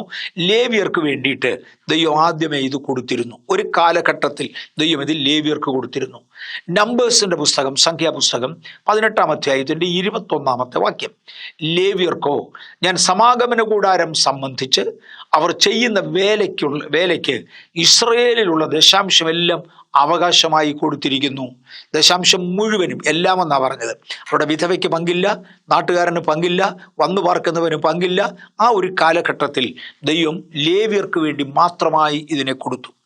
ലേവ്യന്റെ വേലയുടെ കൂലിയല്ല, ലേവ്യന്റെ സമർപ്പണത്തിൻ്റെയും നിലനിൽപ്പിൻ്റെയും മുമ്പിലുള്ള ജനത്തിൻ്റെ ആദരവും ദൈവത്തിൻ്റെ അവനെക്കുറിച്ചുള്ള അംഗീകാരവുമായത് അത് ലേവ്യർക്ക് കൊടുത്തു. ഇനിയും ഡ്യൂട്രോണമി, ആവർത്തന പുസ്തകം 12-ാം അധ്യായത്തിൻ്റെ 6ഉം 7ഉം വാക്യങ്ങൾ, അവിടെ തന്നെ നിങ്ങളുടെ ഹോമയാഗങ്ങൾ, ഹനനയാഗങ്ങൾ, ദശാംശങ്ങൾ, നിങ്ങളുടെ കയ്യിലെ ഉദരാചർപ്പണങ്ങൾ, നിങ്ങളുടെ നേർച്ചകൾ, സ്വമേധദാനങ്ങൾ, നിങ്ങളുടെ ആടുകളുടെയും മാടുകളുടെയും കടിഞ്ഞൂലുകൾ എന്നിവയെ നിങ്ങൾ കൊണ്ടുചെല്ലണം. എവിടെ? ആണ്ടിലൊരിക്കൽ ഇസ്രായേൽ ജനം ഒരുമിച്ച് ദൈവം മുമ്പിൽ വന്നുകൂടണം. അവർക്ക് തോന്നി എവിടെങ്കിലും ഒരിടത്ത് വന്നുകൂടാൻ വേണ്ടിയല്ലേ യഹോവയായ ദൈവം വിളിച്ചു വരുത്തുന്ന ഇടത്ത്, അതായത് ദൈവസാന്നിധ്യത്തിൻ്റെ മറവിൽ. ഞാൻ പുതിയ നിയമ അർത്ഥത്തിലേക്ക് ഇപ്പോഴേ ഒരു വിരൽ ചൂണ്ടട്ടെ. ദൈവം ഓരോരുത്തരെ ഓരോ സഭകളിലാക്കി അവിടെ എവിടെ നിന്ന് ദൈവവചനം എന്ന ആഹാരം നിങ്ങൾക്ക് ലഭിക്കുന്നുവോ, ദൈവവചനം എന്ന പാനീയം നിങ്ങൾക്ക് ലഭിക്കുന്നുവോ, അവിടെ നിങ്ങളുടെ സ്പിരിച്വൽ നറിഷ്മെന്റ് നടക്കുന്നതായ അവിടെ തന്നെ നിങ്ങൾ ഒരുമിച്ച് കൂടണം. നിങ്ങൾ അവിടെ വരുമ്പോൾ എല്ലാ ഉദർച്ചാർപ്പണങ്ങളും എല്ലാ ദശാംശവും എല്ലാ യാഗവസ്തുക്കളും അവിടെ തന്നെ കൊണ്ടുവരണം. അവിടെ നിങ്ങളുടെ 7-ാം വാക്യത്തിൽ അവിടെ നിങ്ങളുടെ ദൈവമായ യഹോവയുടെ സന്നിധിയിൽ വെച്ച് നിങ്ങൾ ഭക്ഷിക്കുകയും നിങ്ങളുടെ സകല പ്രവൃത്തിയിലും നിന്റെ ദൈവമായ യഹോവ നിന്നെ അനുഗ്രഹിച്ചതിനെ കുറിച്ച് നിങ്ങളും നിങ്ങളുടെ കുടുംബങ്ങളും സന്തോഷിക്കുകയും വേണം എന്ന് പറഞ്ഞാൽ നിങ്ങൾ ചേർന്ന് ആരാധിക്കണം. ദൈവം അനുഗ്രഹിച്ചത് കൊണ്ട് അവിടെ വെച്ച് നിങ്ങൾക്കിത് ഭക്ഷിക്കാം. ഇത് എല്ലാവരുടെയും കൂടെ പൊതു ഉപയോഗത്തിനായിത്തീരും ആ ഒരു സ്ഥലത്ത്. ആവർത്തന പുസ്തകം 14-ാം അധ്യായത്തിന്റെ 22-ാമത്തെ വാക്യം, ആണ്ടുതോറും നിലത്ത് വിതച്ചുണ്ടാക്കുന്ന എല്ലാ വിളവിലും ദശാംശം എടുത്തു വയ്ക്കണം. നിന്റെ ദൈവമായ യഹോവ എല്ലായ്പ്പോഴും ഭയപ്പെടുവാൻ പഠിക്കേണ്ടതിന് നിന്റെ ദൈവമായ യഹോവ തൻ്റെ നാമം സ്ഥാപിപ്പാൻ തിരഞ്ഞെടുക്കുന്ന സ്ഥലത്ത് നിന്റെ ധാന്യത്തിൻ്റെയും വീഞ്ഞിൻ്റെയും എണ്ണയുടെയും ദശാംശവും നിന്റെ ആടുമാടുകളുടെ കടിഞ്ഞൂലുകളെയും അവൻ്റെ സന്നിധിയിൽ വെച്ച് തിന്നേണം. അവൻ്റെ സന്നിധിയിൽ ഭക്ഷിച്ച് അവനെ ആരാധിക്കണം. അത് ആരാധനയുടെ ഒരു ഭാഗമായി മാറും. എനിക്ക് തോന്നുന്നത് പഴയ നിയമത്തിൽ ഇതൊരു കൽപ്പനയായി മാറുന്നത് വരെയുള്ള ചരിത്രം ഞാൻ എടുത്തു. ഒന്ന്, ഇതൊരു ദർശനമായിരുന്നു, ഇതൊരു വെളിപ്പാടായിരുന്നു, അബ്രഹാമിനെ ദൈവം ഏൽപ്പിച്ചു. 2, അതൊരു ആരാധനയുടെ ഭാഗമായിരുന്നു. അബ്രഹാം ദൈവത്തെ നന്ദിയോടെ സ്തുതിച്ച് ആരാധിച്ചു. അത് മൽക്കീസദേക്ക് അംഗീകരിച്ചു. മൽക്കീസദേക്ക് അബ്രഹാമിനെ തിരിച്ചനുഗ്രഹിച്ചു. ആരാധനയുടെ ഭാഗമായി തന്നെ അപ്പവും വീഞ്ഞും മൽക്കീസദേക്ക് അബ്രഹാമിന് കൊടുത്തു. പുതിയ നിയമ ആരാധനയോട് വളരെ ബന്ധപ്പെടുന്നുണ്ടെന്ന് മറക്കരുത്. കാലത്തിന്റെ പോക്കിൽ യാക്കോബ് ഈ പ്രമാണം ദൈവവുമായി ഉറപ്പിച്ചു. അബ്രഹാമിന് കൊടുത്ത വാഗ്ദത്തങ്ങൾ യാക്കോബിന്റെ സ്വന്തമാക്കേണ്ടതിന് തനിക്ക് വെളിപ്പെട്ട യഹോവയ്ക്ക് യാക്കോബ് നിയമിച്ചു കൊടുത്തു. അവിടെ തന്നെ എടുത്തു പറഞ്ഞ ഒരു പ്രത്യേക പദപ്രയോഗമായിരുന്നു, എനിക്ക് ലഭിക്കുന്നതിലൊക്കെയും ഞാൻ ദശാംശം തരും. അബ്രഹാം അത് കാണിച്ചതായിട്ട് എനിക്ക് അറിവില്ല, തനിക്ക് ലഭിച്ചതില്ലെന്നൊക്കെ കൊടുത്തു കാണും. എന്നാൽ പദം എടുത്തു പറയുന്നില്ല. യാക്കോബ് എനിക്ക് ലഭിക്കുന്നതിലെല്ലാം. തുടർന്ന് അവരുടെ മക്കളായ ഇസ്രായേലിനോട് യഹോവ പറഞ്ഞു, ഞാനൊരു നിയമമാക്കുക, നിങ്ങൾക്ക് ലഭിക്കുന്ന സകലത്തിലും നിങ്ങളത് പാലിക്കണം. ഇത് പുരോഹിതന്മാർക്കുള്ളതാകണം.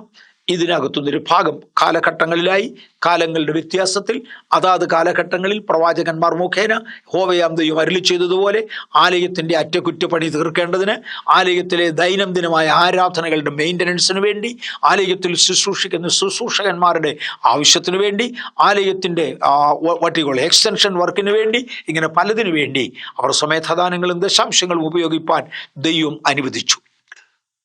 ഞാൻ ഒന്നുകൂടെ ആവർത്തിച്ച് പറയുകയാണ്, ചില കാലഘട്ടങ്ങളിൽ ദശാംശം നിന്നുപോയി. കാര്യം, ജനം ദൈവത്തെ വിട്ട് അന്യപ്പെട്ടു. അതിന് തക്ക ശിക്ഷയും ദൈവം കൊടുത്തു. അതോടെ ദശാംശം നിന്നുപോയി. ദശാംശം നിന്നുപോയ കാലത്ത് രാജാക്കന്മാരെ ദൈവം എഴുന്നേൽപ്പിക്കുകയും അവർ ആരാധന റിസ്റ്റോർ ചെയ്യുകയും ദശാംശം മടങ്ങി വരികയും ചെയ്തു. ഒടുവിൽ മലാഖിയിൽ പറഞ്ഞു, ആലയത്തിൽ മുഴുവനുമായി കൊണ്ടുവന്ന് കൊടുക്ക്, ഞാൻ നിന്റെ ദൈവമായ യഹോവയാകുന്നുവെന്ന് എന്നെ പരീക്ഷിച്ചറിഞ്ഞോളാൻ പറഞ്ഞു. അങ്ങനെ പഴയ നിയമത്തിൽ പ്രമാണമായി അസ്തമിച്ചു. ഇനി നമുക്ക് പുതിയ നിയമസഭയിലെ ദശാംശത്തിന്റെ പ്രമാണം എന്താണെന്ന് നോക്കാം. പുതിയ നിയമത്തിൽ പ്രധാനമായും ഈ ആശയം സംസാരിച്ചു തുടങ്ങുന്നത് വിശുദ്ധ പൗലോസാണ്. അബ്രഹാം പഴയ നിയമത്തിനും പുതിയ നിയമത്തിനും ഒരുപോലെ സഭാപിതാവാണ്. അബ്രഹാമിനുണ്ടായ ആ ദർശനവും വെളിപ്പാടും, അബ്രഹാം ദൈവത്തോട് കാണിച്ച വിധേയത്വവും, അബ്രഹാമിനെ വിശ്വാസികളുടെ പിതാവായി അംഗീകരിക്കുന്ന പുതിയ നിയമസഭയ്ക്ക് ഒരിക്കലും കുറയ്ക്കുവാൻ, മാറ്റിക്കളയുവാൻ അനുവാദമില്ല. ഉണ്ടെങ്കിൽ ആരധികാരം തന്നു. മാത്രവുമല്ല, വിശുദ്ധ പൗലോസ് എബ്രായ ലേഖനം 7-ാം അധ്യായത്തിൽ വിശദീകരിക്കുമ്പോൾ പുത്രനാകുന്ന യേശു ക്രിസ്തുവിന്റെ പ്രതിപുരുഷനായി വിശദീകരിക്കുന്ന ആ മൽക്കീസദേക്ക് അബ്രഹാമിനെ അനുഗ്രഹിക്കുകയും അപ്പവും വീഞ്ഞും നൽകുകയും ചെയ്തതായി വായിക്കുന്നു. പുതിയ നിയമസഭയ്ക്ക് ഇത് ബാധകമാണ് എന്ന് വ്യക്തമാകുന്നു. 1, യേശുക്രിസ്തുവിനെ പ്രതിനിധീകരിക്കുന്ന മനുഷ്യനാണ് ഇത് വാങ്ങിയത്. 2, വിശ്വാസികളുടെ പിതാവായ അബ്രഹാമാണ് ഇത് കൊടുത്തത്. അബ്രഹാം ഇത് കൊടുക്കുമ്പോൾ ലേവി എന്ന് പറഞ്ഞാൽ പ്രധാനമായും ദശാംശം വാങ്ങുന്നയാൾ, പൗരോഹിത്യത്തിന്റെ പ്രധാനിയായ ആൾ, അവന്റെ കടിപ്രദേശത്തുണ്ടായിരുന്നു. അബ്രഹാമിന്റെ ആത്മിക കടിപ്രദേശത്ത് അന്ന് ഞാനും ഉണ്ടായിരുന്നതിനാൽ ദൈവത്തെ സ്തുതിക്കുന്നു. സകല വിശുദ്ധന്മാരും വിശ്വാസികളും ഉള്ളതിനാൽ പുതിയ നിയമസഭ മൊത്തം അബ്രഹാമിന്റെ കടിപ്രദേശത്ത്, ആത്മീയ കടിപ്രദേശത്ത് അന്നുണ്ടായിരുന്നതിനാൽ നമുക്ക് ആ നിയമത്തിൽ നിന്ന് മാറുവാൻ കഴിയുന്നതല്ല. എബ്രായ ലേഖനം 7-ാം അധ്യായം 1 മുതൽ 3 വരെ നമുക്ക് ഒന്നുകൂടെ നോക്കാം. ഒരു പ്രാവശ്യം വായിച്ചതാണ്. ശാലേം രാജാവും അത്യുന്നതനായ ദൈവത്തിന്റെ പുരോഹിതനുമായ ഈ മൽക്കീസദേക്ക് രാജാക്കന്മാരെ ജയിച്ചു മടങ്ങി വരുന്ന അബ്രഹാമിനെ എതിരേറ്റു അനുഗ്രഹിച്ചു. 1, മൽക്കീസദേക്കാണ്, യേശുവിന്റെ പ്രതിനിധിയാണ്. 2, അദ്ദേഹം അനുഗ്രഹിച്ചു. അബ്രഹാം അവന് സകലത്തിലും 10-1 കൊടുത്തു. അബ്രഹാം ദൈവത്തിന്, മൽക്കീസദേക്കിന് സകലത്തിലും 10-1 കൊടുത്തു. പക്ഷേ യുദ്ധം ചെയ്ത് പിടിച്ചെടുത്തതിൽ ഒന്നും ദൈവത്തിന്റെ പ്രതിനിധിയായ ശാലേം രാജാവിന് ഭക്ഷിക്കേണ്ടതിനല്ല, എന്തോ ഉപയോഗത്തിനു വേണ്ടി സ്റ്റോർ ഹൗസിലേക്ക് മാത്രമാണ് എന്ന് നമുക്ക് മനസ്സിലാക്കാം. അവൻ ചോദിച്ചിട്ടല്ല അവന് കൊടുത്തത്. അവന്റെ പേരിന് ആദ്യം നീതിയുടെ രാജാവെന്നും പിന്നെ ശാലേം രാജാവ് എന്ന് വെച്ചാൽ സമാധാനത്തിന്റെ രാജാവുമെന്നും അർത്ഥം. അവന് പിതാവില്ല, മാതാവില്ല, ജീവാരംഭമില്ല, ജീവ അവസാനമില്ല. അവൻ ദൈവപുത്രന് തുല്യനായി എന്നേക്കും പുരോഹിതനായിരിക്കുന്നു. എന്നേക്കും പുരോഹിതനായിരിക്കുന്നവന്, ദൈവപുത്രന് സദൃശനായവന് വിശ്വാസികളുടെ പിതാവായ അബ്രഹാം കൊടുക്കുമ്പോൾ ഞാനും നിങ്ങളും പുതിയ നിയമസഭയും അബ്രഹാമിന്റെ ആത്മീക കടിപ്രദേശത്തുണ്ടായിരുന്നുവെങ്കിൽ നാം ഈ നിയമം മാറ്റുവാൻ കഴിയുന്നത് എങ്ങനെ? ഇത് സംസാരിക്കുന്ന വിശുദ്ധ പൗലോസാണെന്ന് ഞാൻ പറഞ്ഞു. ആ പ്രധാന കാരണത്താൽ തന്നെ ഈ ഉപദേശത്തെ അരക്കിട്ട് ഉറപ്പിക്കുന്നു. 3-ാം സ്വർഗം വരെ എടുക്കപ്പെട്ടവനും പുതിയ നിയമത്തിന് ആവശ്യമുള്ള ഉപദേശങ്ങൾ ആ സ്വർഗീയ അന്തരീക്ഷത്തിൽ നിന്ന് ദൈവത്തോട് ഏറ്റുവാങ്ങിയവനും ദൈവസഭയ്ക്ക് അത് പകർത്തി തന്നവനുമായ അതിപ്രധാന ഉപദേഷ്ടാവായിരുന്ന പൗലോസ് ഇതിനെ ദശാംശത്തോടും പുതിയ നിയമത്തിലെ ദശാംശത്തോടും തന്നെ ഉപമിച്ച് പഠിപ്പിക്കുന്നു. മറക്കണ്ട, ദൈവത്തിന് പഴയ നിയമസഭയ്ക്ക് വേണ്ടി നിയമം കൊടുക്കേണ്ടി വന്നപ്പോൾ ദൈവം മോശയെ ഒരു മലമുകളിൽ കയറ്റി. ബേസിക്കലി മോശയ്ക്ക് മിസ്രയീമിലെ സകല വിദ്യയിലും നിപുണനാകുവാനുള്ള അവസരം കൊടുത്തു. രാജകീയ പദവിയിൽ ജീവിക്കുവാനും ലോക സംസ്കാരങ്ങൾ പഠിക്കുവാനും കൃപ കൊടുത്തു.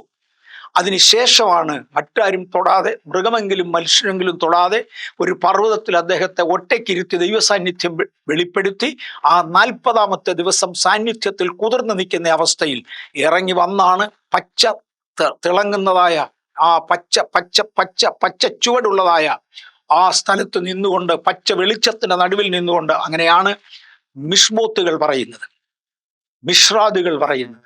യഹൂദന്റെ ചരിത്രത്തിൽ അവിടെയും ഇവിടെയും പറഞ്ഞിരിക്കുന്നത് അങ്ങനെയാണ്. ആ പച്ച വെളിച്ചത്തിന്റെ നടുവിൽ നിന്ന് തൃക്കരം കൊണ്ട് എഴുതിയതായ അഗ്നിമയമായ പ്രമാണത്തിൽ ഈ ദശാംശം ചേർത്തിരിക്കെ പുതിയ നിയമസഭയ്ക്കും ഇത് ബാധകമത്രേ. അപ്പവീഞ്ഞുകൾ പുതിയ നിയമത്തിലെ തിരുമേശയെ കാണിക്കുന്നതും തിരുമേശ വരെയുള്ള ദൈവിക സംസർഗത്തിന് അംശികളാകുന്നവർക്ക്, ഈ ദശാംശത്തിന്റെ പ്രമാണം പാലിക്കുന്നവർക്ക് മാത്രമാണെന്നും ഒരു സൂചന ഇവിടെ ലഭ്യമാകുന്നുണ്ട്.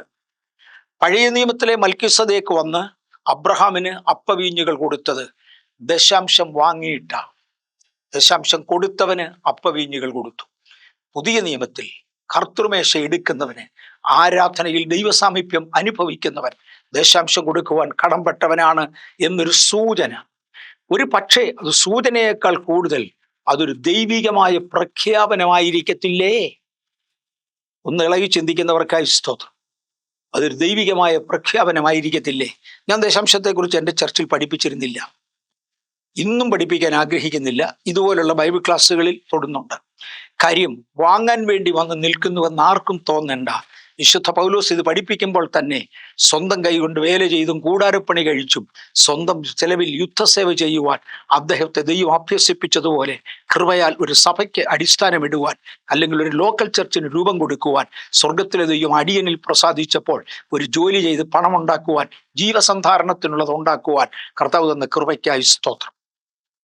അതിൻ്റെ അർത്ഥം ഞാൻ മനുഷ്യനോടൊന്നും വാങ്ങിയിട്ടില്ല, അല്ല, വാങ്ങിയിട്ടുണ്ട്, ഉണ്ട്.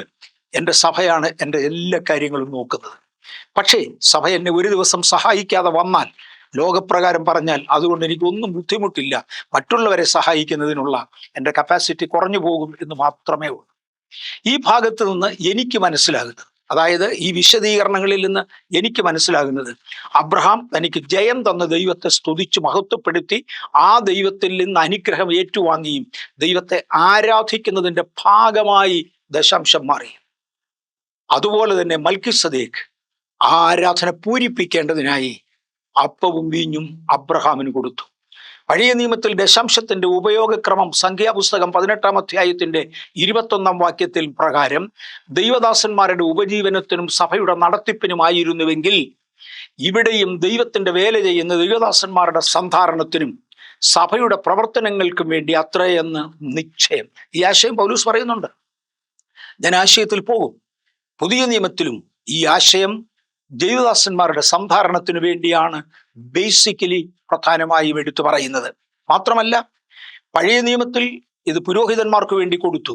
അതേസമയം ദേവാലയത്തിന്റെ അറ്റകുറ്റപ്പണി തീർക്കേണ്ടതിന്, ദേവാലയത്തിൽ ജോലി ചെയ്യുന്ന ആളുകൾക്ക് ശമ്പളം കൊടുക്കേണ്ടതിന്, ദേവാലയത്തിൽ ആവശ്യമുള്ളത് എടുക്കേണ്ടതിന്, അവരുടെ ഭക്ഷണമേശയെങ്കിൽ ആഹാരം ധാരാളം ഉണ്ടാകേണ്ടതിന്, അവരുടെ സാധുക്കളെ സഹായിക്കേണ്ടതിന് അനേക ഉപയോഗങ്ങൾക്ക് വേണ്ടി ഉപയോഗിച്ചതുപോലെ പുതിയ നിയമത്തിലും വ്യത്യസ്ത കാര്യങ്ങൾക്ക് വേണ്ടി ദശാംശം ഉപയോഗിപ്പാൻ ദൈവവചനത്തിൽ അധികാരമുണ്ട്.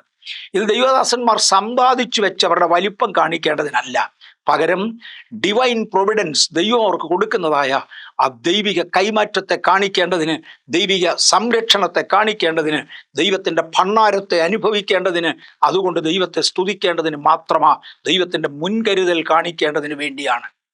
പഴയ നിയമത്തിൽ കിട്ടുന്നതായ ദശാംശം വാങ്ങി സ്റ്റോർ ഹൗസിൽ വെക്കുക എന്നതായിരുന്നു തത്വമെങ്കിൽ, സ്റ്റോർ ഹൗസ് ലക്ഷറിയെ കാണിക്കുന്ന ഇടമല്ല, ദൈവിക പ്രൊവിഡൻസിന്റെ ഇടം മാത്രമാണ്.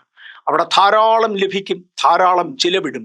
ഇത് വ്യക്തികൾക്കല്ല, പകരം സഭയ്ക്കാണ് ദശാംശം. ദശാംശം ഒരിക്കലും ഒരു പാസ്റ്റർക്ക് കൊടുക്കുന്നതല്ല. ഞാൻ കൊടുക്കുന്നത് ദൈവത്തിനാണ്. അത് സഭ മുഖേനയാണ്, പാസ്റ്റർ മുഖേനയല്ല, അത് സഭ മുഖേനയാണ്. സഭയുടെ ദൗത്യമാണ് സഭയിൽ ശുശ്രൂഷ ചെയ്യുന്ന കർത്താവിൻ്റെ ദാസന്മാരെ യോഗ്യമായി മാനിക്കുന്നത്. വ്യക്തിപരമായി മാനിപ്പാൻ താല്പര്യമുള്ളവർ മാനിക്കുന്നതിന് യാതൊരു വിരോധവുമില്ല. യേശു വ്യക്തിപരമായ ശുശ്രൂഷകൾ സ്വീകരിച്ചിട്ടുണ്ട്, അംഗീകരിച്ചിട്ടുണ്ട്. ഒരു സ്ത്രീ യേശുവിൻ്റെ അടുക്കൽ വന്ന് കണ്ണുനീരുകൊണ്ട് തൻ്റെ പാദം കഴുകി, തലമുടി കൊണ്ട് തുവർത്തി, തൻ്റെ പാദത്തിൽ വിലയേറിയ പരിമള തൈലം പൊട്ടിച്ചൊഴിക്കുമ്പോൾ മുഷിഞ്ഞുപോയ പലരുമുണ്ട്, ഇൻക്ലൂഡിങ് നമ്മുടെ യൂദാ ഇസ്കരിയോത്താവ്. ഈ വെറും ചെലവ് എന്തിന് എന്നൊക്കെ പലരും പറഞ്ഞു. പക്ഷെ യേശുവിന് പറഞ്ഞത്, അവളെ വിട്, അവൾ ചെയ്തത് ഒരു ഉദ്ദേശത്തിന് വേണ്ടിയാണ്. ഇന്ന് പകൽ ദൈവത്തിന് വേണ്ടി ചിലത് ചെയ്യുമ്പോൾ കൂടിപ്പോയി എന്ന് പറയുന്നവർ പലര് കണ്ടേക്കാം. യൂദാകളുടെ എണ്ണം കുറവൊന്നുമല്ല. പക്ഷേ ദൈവം അത് അംഗീകരിക്കുന്നെങ്കിൽ അതിനായി സ്തോത്രം. പക്ഷെ വാങ്ങുന്ന ശുശ്രൂഷകന്മാരെ എൻ്റെയും നിങ്ങളുടെയും ഉത്തരവാദിത്വത്തിൽ പെടുന്നതാണ്. അതുകൊണ്ട് നമ്മുടെ ഗമ കാണിക്കാനല്ല, നമ്മുടെ ലക്ഷറി കാണിക്കാനല്ല. ദൈവത്തിന് നല്ലത് കൊടുക്കണമെന്ന് ഞാൻ പറയാറുണ്ട്. എനിക്ക് നല്ലത് തരണമെന്ന് ആരോടും പറയാറില്ല. പക്ഷെ ഞാൻ ആർക്കെങ്കിലും കൊടുക്കുന്നെങ്കിൽ നല്ലത് കൊടുക്കുവാൻ ഞാൻ ശ്രമിക്കുകയും ചെയ്യും. പണ്ടൊരിക്കൽ ചർച്ചിന് കൗണ്ടിങ് മെഷീൻസ് ഉണ്ടെന്ന് പറഞ്ഞപ്പോൾ ഒത്തിരി പേര് ശബ്ദം വിളിക്കുന്നത് ഞാൻ കേട്ടു. ഇന്ന് പഴക്കച്ചവടംകാരൻ്റെ കയ്യിലും, നാരങ്ങ വിൽക്കുന്നവൻ്റെ കയ്യിലും, എന്തിന് വെറ്റല വിൽക്കുന്നവൻ്റെ കയ്യിലും അവിടെയും ഇവിടെയും ഇലക്ട്രോണിക് ഡിവൈസുകളാണുള്ളത്. കരിക്ക് വാങ്ങിക്കുന്ന വഴിയറമ്പിലിരുന്ന് വിൽക്കുന്ന പലരും ഇന്ന് QR കോഡും കൊണ്ടാണ് ഇരിക്കുന്നത്. അതാണ് ലോകത്തിന്റെ സാഹചര്യമെങ്കിൽ ഒരു സഭയ്ക്ക് ഒരു കൗണ്ടിങ് മെഷീൻ കൂടിപ്പോയെന്നാ ദൈവത്തെ നിസ്സാരന്മാരുടെ തട്ടിലിട്ട് തട്ടരുത്. അത് ശിക്ഷയ്ക്ക് കാരണമാകും. നമ്മുടെ അറിവുകേടാകാം, ഒരുപക്ഷെ നമ്മുടെ ബാക്ക്ഗ്രൗണ്ട് അതാകാം. അങ്ങനെ ഒരു പൂവർ ബാക്ക്ഗ്രൗണ്ടിൽ നിന്ന് മാത്രം ജീവിച്ചു വരുന്നവർ ഇത്തരം പലതും പറഞ്ഞെന്ന് വരും. എംഎവറീസിന് തരാൻ വേണ്ടി ഞാൻ സാധാരണ പറയാറില്ല. ഈ ആയുസ്സിൽ ഒരിക്കലെങ്കിലും എൻ്റെ വ്യക്തിപരമായ ഒരു ആവശ്യത്തിന് വേണ്ടി ഒരു സ്തോത്ര കാഴ്ച എടുക്കാമെന്നോ, എൻ്റെ വ്യക്തിപരമായ ഒരു ആവശ്യത്തിന് വേണ്ടി ഒരു പിരിവ് നടത്താമെന്നോ ഭൂമിയിൽ ഒരു മനുഷ്യനോട് പറയാതെ, ആഹാരം ഉണ്ടായിരുന്ന കാലത്തും ഇല്ലാത്ത കാലത്തും, വസ്ത്രം ഇല്ലാതിരുന്ന, ഒട്ടും ഇല്ലാതിരുന്ന കാലത്തും, അല്പമുണ്ടായിരുന്ന കാലത്തും, ഇന്ന് ധാരാളം ഉള്ള കാലത്തും ആരോടും ചോദിക്കുവാൻ സ്വർഗം അനുവദിച്ചില്ല. ഇന്നുവരെയും കർത്താവ് നടത്തി, ഇനിയും നടത്തും. ഞാൻ എനിക്ക് വേണ്ടി ദശാംശം ചോദിക്കാറില്ല ഇന്നും. അതുകൊണ്ട് തന്നെ എൻ്റെ ലോക്കൽ ചർച്ചിൽ ഗൗരവമായി ഞാൻ പഠിപ്പിക്കാറില്ല. ദശാംശം പ്രസംഗിക്കുന്നത് എൻ്റെ ബിസിനസ് അല്ല. ദശാംശം പിരിക്കുന്നത് ഒരിക്കലും ഒരു ബിസിനസ് അല്ല. കർത്താവിൻ്റെ വേല ചെയ്യുന്ന ശുശ്രൂഷകന്മാരുടെ പ്രയോജനത്തിനും സഭയുടെ അന്നെന്നുള്ള നടപ്പിനും വേണ്ടി അത്രേ ദശാംശം ഉപയോഗിക്കേണ്ടത്. പുതിയ നിയമത്തിൽ യേശു തൻ്റെ വാഗൊണ്ട് പ്രസ്താവിച്ചത് ഒന്നോർപ്പിക്കട്ടെ: നിങ്ങളുടെ നീതി പരീശന്മാരുടെ നീതിയെ കവിയണം. പരീശന്മാരുടെ നീതിയിൽ ദശാംശം ഒരു പ്രധാന ഭാഗമായിരുന്നു എന്ന് മറക്കരുത്. നമ്മുടെ നീതി അതിനേക്കാൾ ഉന്നതമായിരിക്കണം, വളർന്നിരിക്കണം. എന്ന് പറഞ്ഞാൽ ദശാംശ 10 കൂടുതൽ കൊടുക്കണമെന്നാണോ? വിശദീകരിക്കാം. പരീശന്മാർ കേവലം 10 മാത്രം കൊടുത്തു. ആ സാഹചര്യത്തിലാണ് യേശു പറയുന്നത്, നിങ്ങളുടെ നീതി അവരുടെ നീതിയേക്കാൾ ഉന്നതമായിരിക്കണം. പുതിയ നിയമസഭയിൽ ആത്മാവിന്റെ വലിയ ശക്തി പടർന്നു കത്തിയ കാലം അവരുള്ളത് മുഴുവനും വിറ്റ് അപ്പോസ്തലന്മാരുടെ കാൽക്കൽ കൊണ്ടുവച്ചു. പരീശന്മാരുടെ നീതിയെ അങ്ങേയറ്റം കവച്ചു വെച്ചു. പരീശന്മാരുടെ നീതിയിൽ നിന്നിരുന്നെങ്കിൽ പുതിയ നിയമസഭ വളരത്തില്ലായിരുന്നു. പരീശന്മാരുടെ നീതിയെ പൊളിച്ചെറിഞ്ഞുകൊണ്ട് ദൈവനീതി നടത്തിക്കേണ്ടതിന് വേണ്ടി അപ്പോസ്തോലിക യുഗത്തിൽ അപ്പോസ്തോലന്മാരുടെ കാലത്ത് സഭയിലുള്ള പലരും അവർക്കുള്ളത് മുഴുവനും വിറ്റു. പൊതുവകയെന്ന് എണ്ണി ആ തത്വത്തെ ദൈവം അംഗീകരിച്ചു. അനന്യാസും സഫീറയും ആ കൽപ്പന ലംഘിച്ചു. അവർ വിറ്റ ശേഷം, വിൽക്കുന്നതിന് മുമ്പേ അവരോടാരും വിൽക്കാൻ ആവശ്യപ്പെട്ടതല്ല, വിറ്റ ശേഷം പകുതി എടുത്തു മാറ്റിവെച്ച ശേഷം, അവരോടാരും മാറ്റിവെക്കാനും മിച്ചമുള്ളതെങ്കിലും കൊടുക്കാനും ആവശ്യപ്പെട്ടതല്ല, മിച്ചമുള്ളത് കൊണ്ട് കൊടുത്ത ശേഷം മുഴുവനും കൊടുത്തു എന്ന ഭാവേന ജനത്തിന്റെ മുമ്പിൽ നിൽക്കുമ്പോൾ, എന്ന് പറഞ്ഞാൽ ഒരു കരുതൽ വെച്ചുകൊണ്ട് ഞങ്ങൾ മുഴുവനും ചെയ്തു എന്ന് പറയുമ്പോൾ, പരിശുദ്ധാത്മാവിന് ചോദിക്കുവാനുള്ളത്, പരിശുദ്ധാത്മാവിനോട് പാപം ചെയ്യുവാൻ നിങ്ങൾ തമ്മിൽ പറഞ്ഞൊത്തതെന്ത്? ഇല്ല. ആദിമസഭയിലെ പ്രധാനപ്പെട്ട ആളുകൾ അവർക്കുള്ളത് മുഴുവനും കൊടുത്തു. അതായിരുന്നു അവരുടെ സ്ഥിതി. അപ്പോസ്തലന്മാരുടെ ആശയം മാറ്റി അവർക്കുള്ളത് മുഴുവനും ദൈവത്തിന് കൊടുക്കുകയും ചെയ്ത ഒരു സമയമുണ്ട്.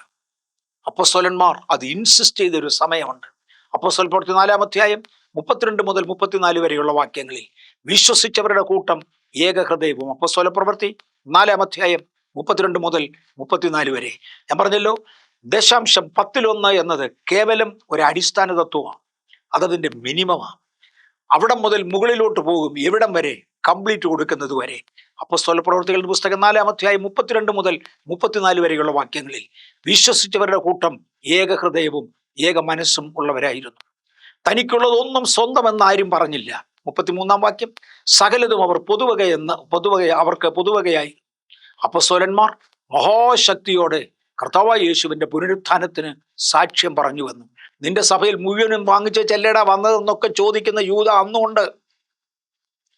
നീ കൊഴുത്ത് തടിച്ചിരിക്കുന്നത് ഇതുകൊണ്ടല്ലേടാ എന്ന് ചോദിച്ച് സോഷ്യൽ മീഡിയയിൽ ഇന്ന് കാശുണ്ടാക്കുന്നവനുണ്ട്. ദശാംശം മാന്യമായി ദൈവത്തിന് കൊടുക്കുന്നവനെ കൊണ്ട് നിർത്തിവെപ്പിച്ച് അവനെ ചൂഷണം ചെയ്യുന്നവർ ഇന്നുമുണ്ട്, അന്നുമുണ്ട്. പക്ഷേ അവരിതൊന്നും മൈൻഡ് ചെയ്തേയില്ല.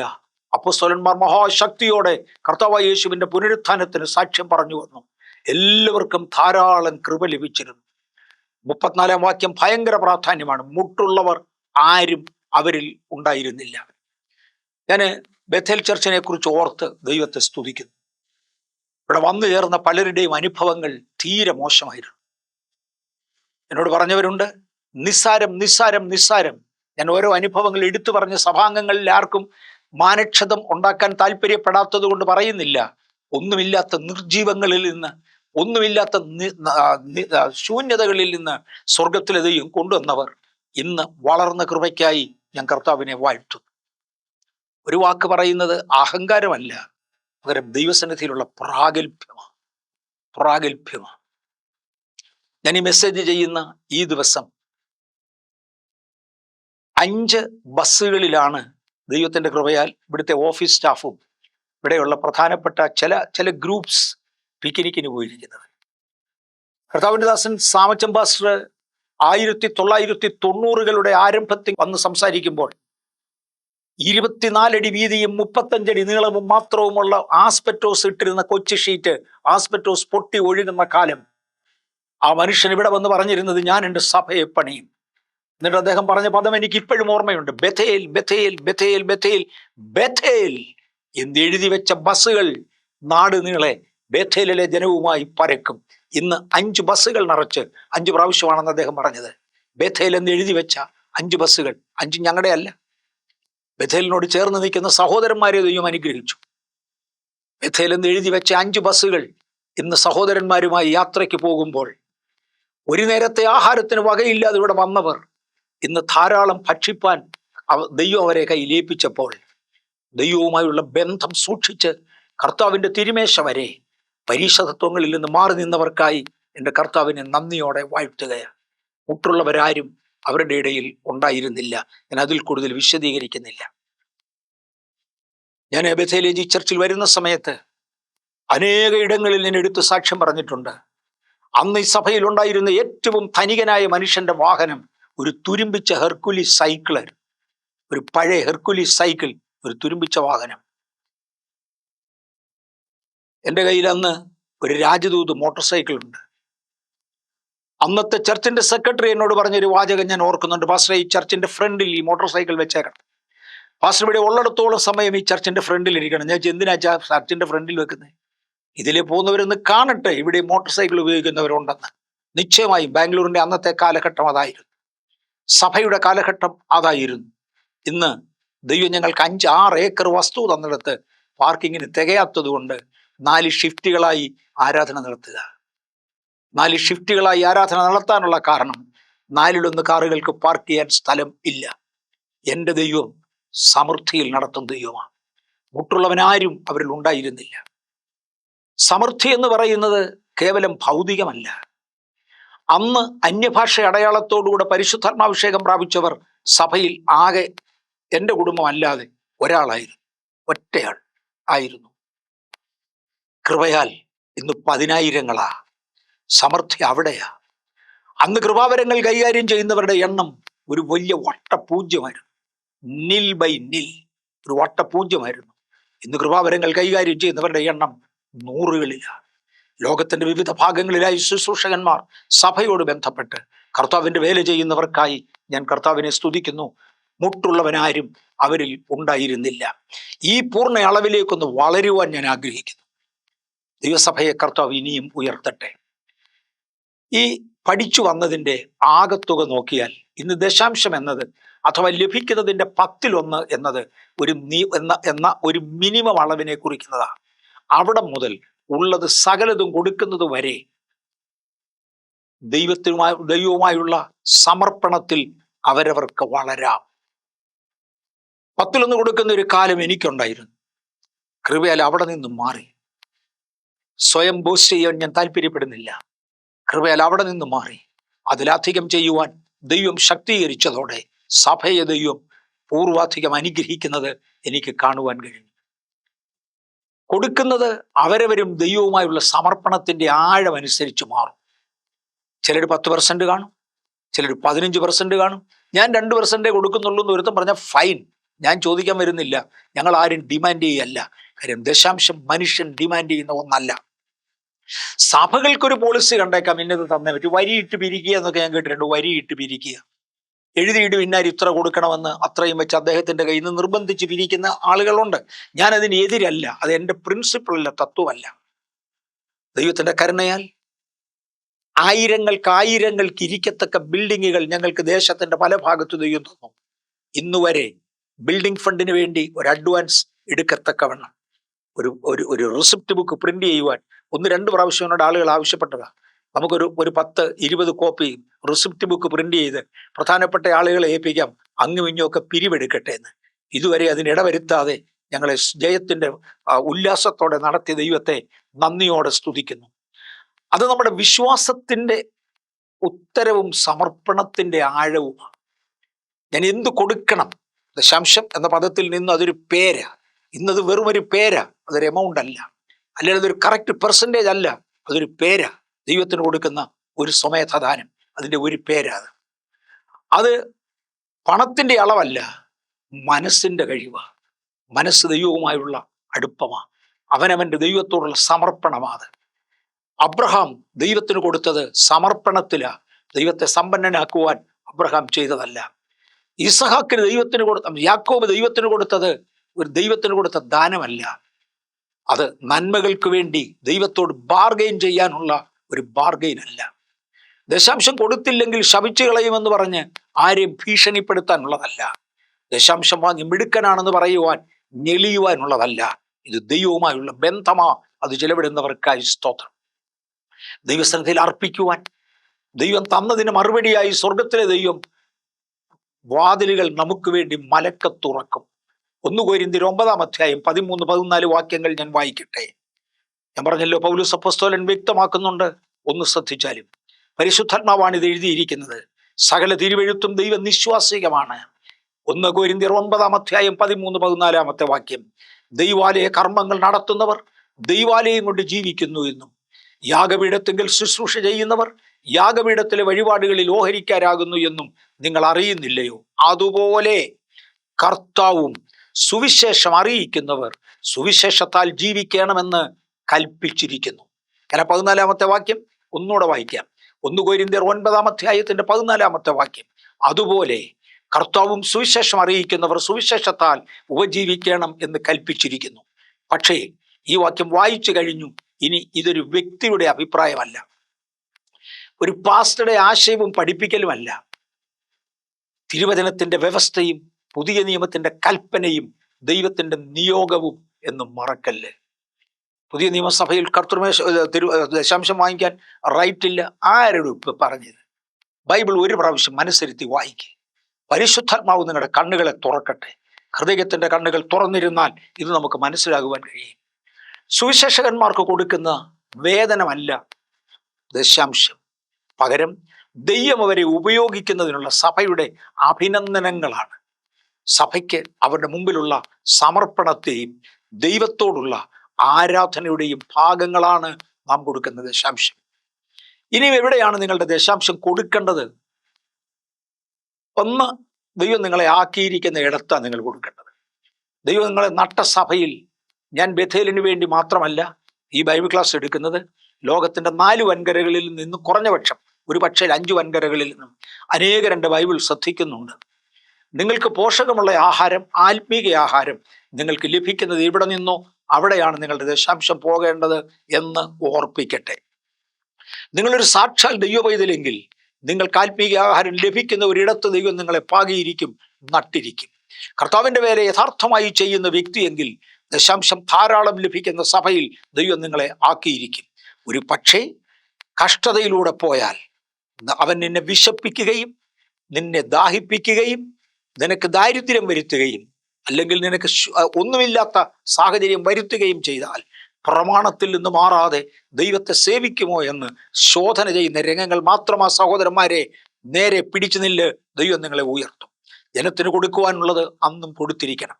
ഞാൻ എടുക്കുന്ന ഏതെങ്കിലും ഒരു ബൈബിൾ സ്റ്റഡി, ഞാൻ എടുക്കുന്ന ഏതെങ്കിലും ഒരു വിഷയം, ഒരു പ്രസംഗ വിഷയം ചീറ്റിപ്പോയെന്ന് മലയാളത്തിൽ ഞങ്ങൾ പറയാറുണ്ട്. മലയാളികളായ സഹോദരന്മാർക്ക് വേണ്ടി പറയാറുണ്ട്, പ്രസംഗം ചീറ്റിപ്പോയിന്ന്. ചില വെടി പൊട്ടാതെ ചീറ്റിപ്പോകുമല്ലോ, അതുപോലെ ചീറ്റിപ്പോയി. ഫലം കൊടുത്തില്ല എന്ന് തോന്നിയാൽ എനിക്കൊന്ന് ഒരാഴ്ച 10 ദിവസമൊക്കെ ഞാൻ കിടന്ന് കരയും. കർത്താവേ, എന്തുകൊണ്ട് ജനത്തിന്റെ സമയം കളയാൻ എനിക്ക് അങ്ങനെ സാധിച്ചു? മലയാള മനോരമയിൽ ലഭിക്കുന്നതും അന്നത്തെ ചിന്താ വിഷയം വായിക്കുന്നതും പുസ്തകത്തിൽ നിന്ന് വായിച്ചറിഞ്ഞ അറിവും മാത്രം ജനത്തിന്റെ മുമ്പിൽ കൊടുക്കാനാണെങ്കിൽ അത് അവർക്കല്ലാതെ ലഭിക്കുമല്ലോ. എൻ്റെ അടുക്കൽ വന്ന് സമയമെടുക്കേണ്ട കാര്യമില്ല.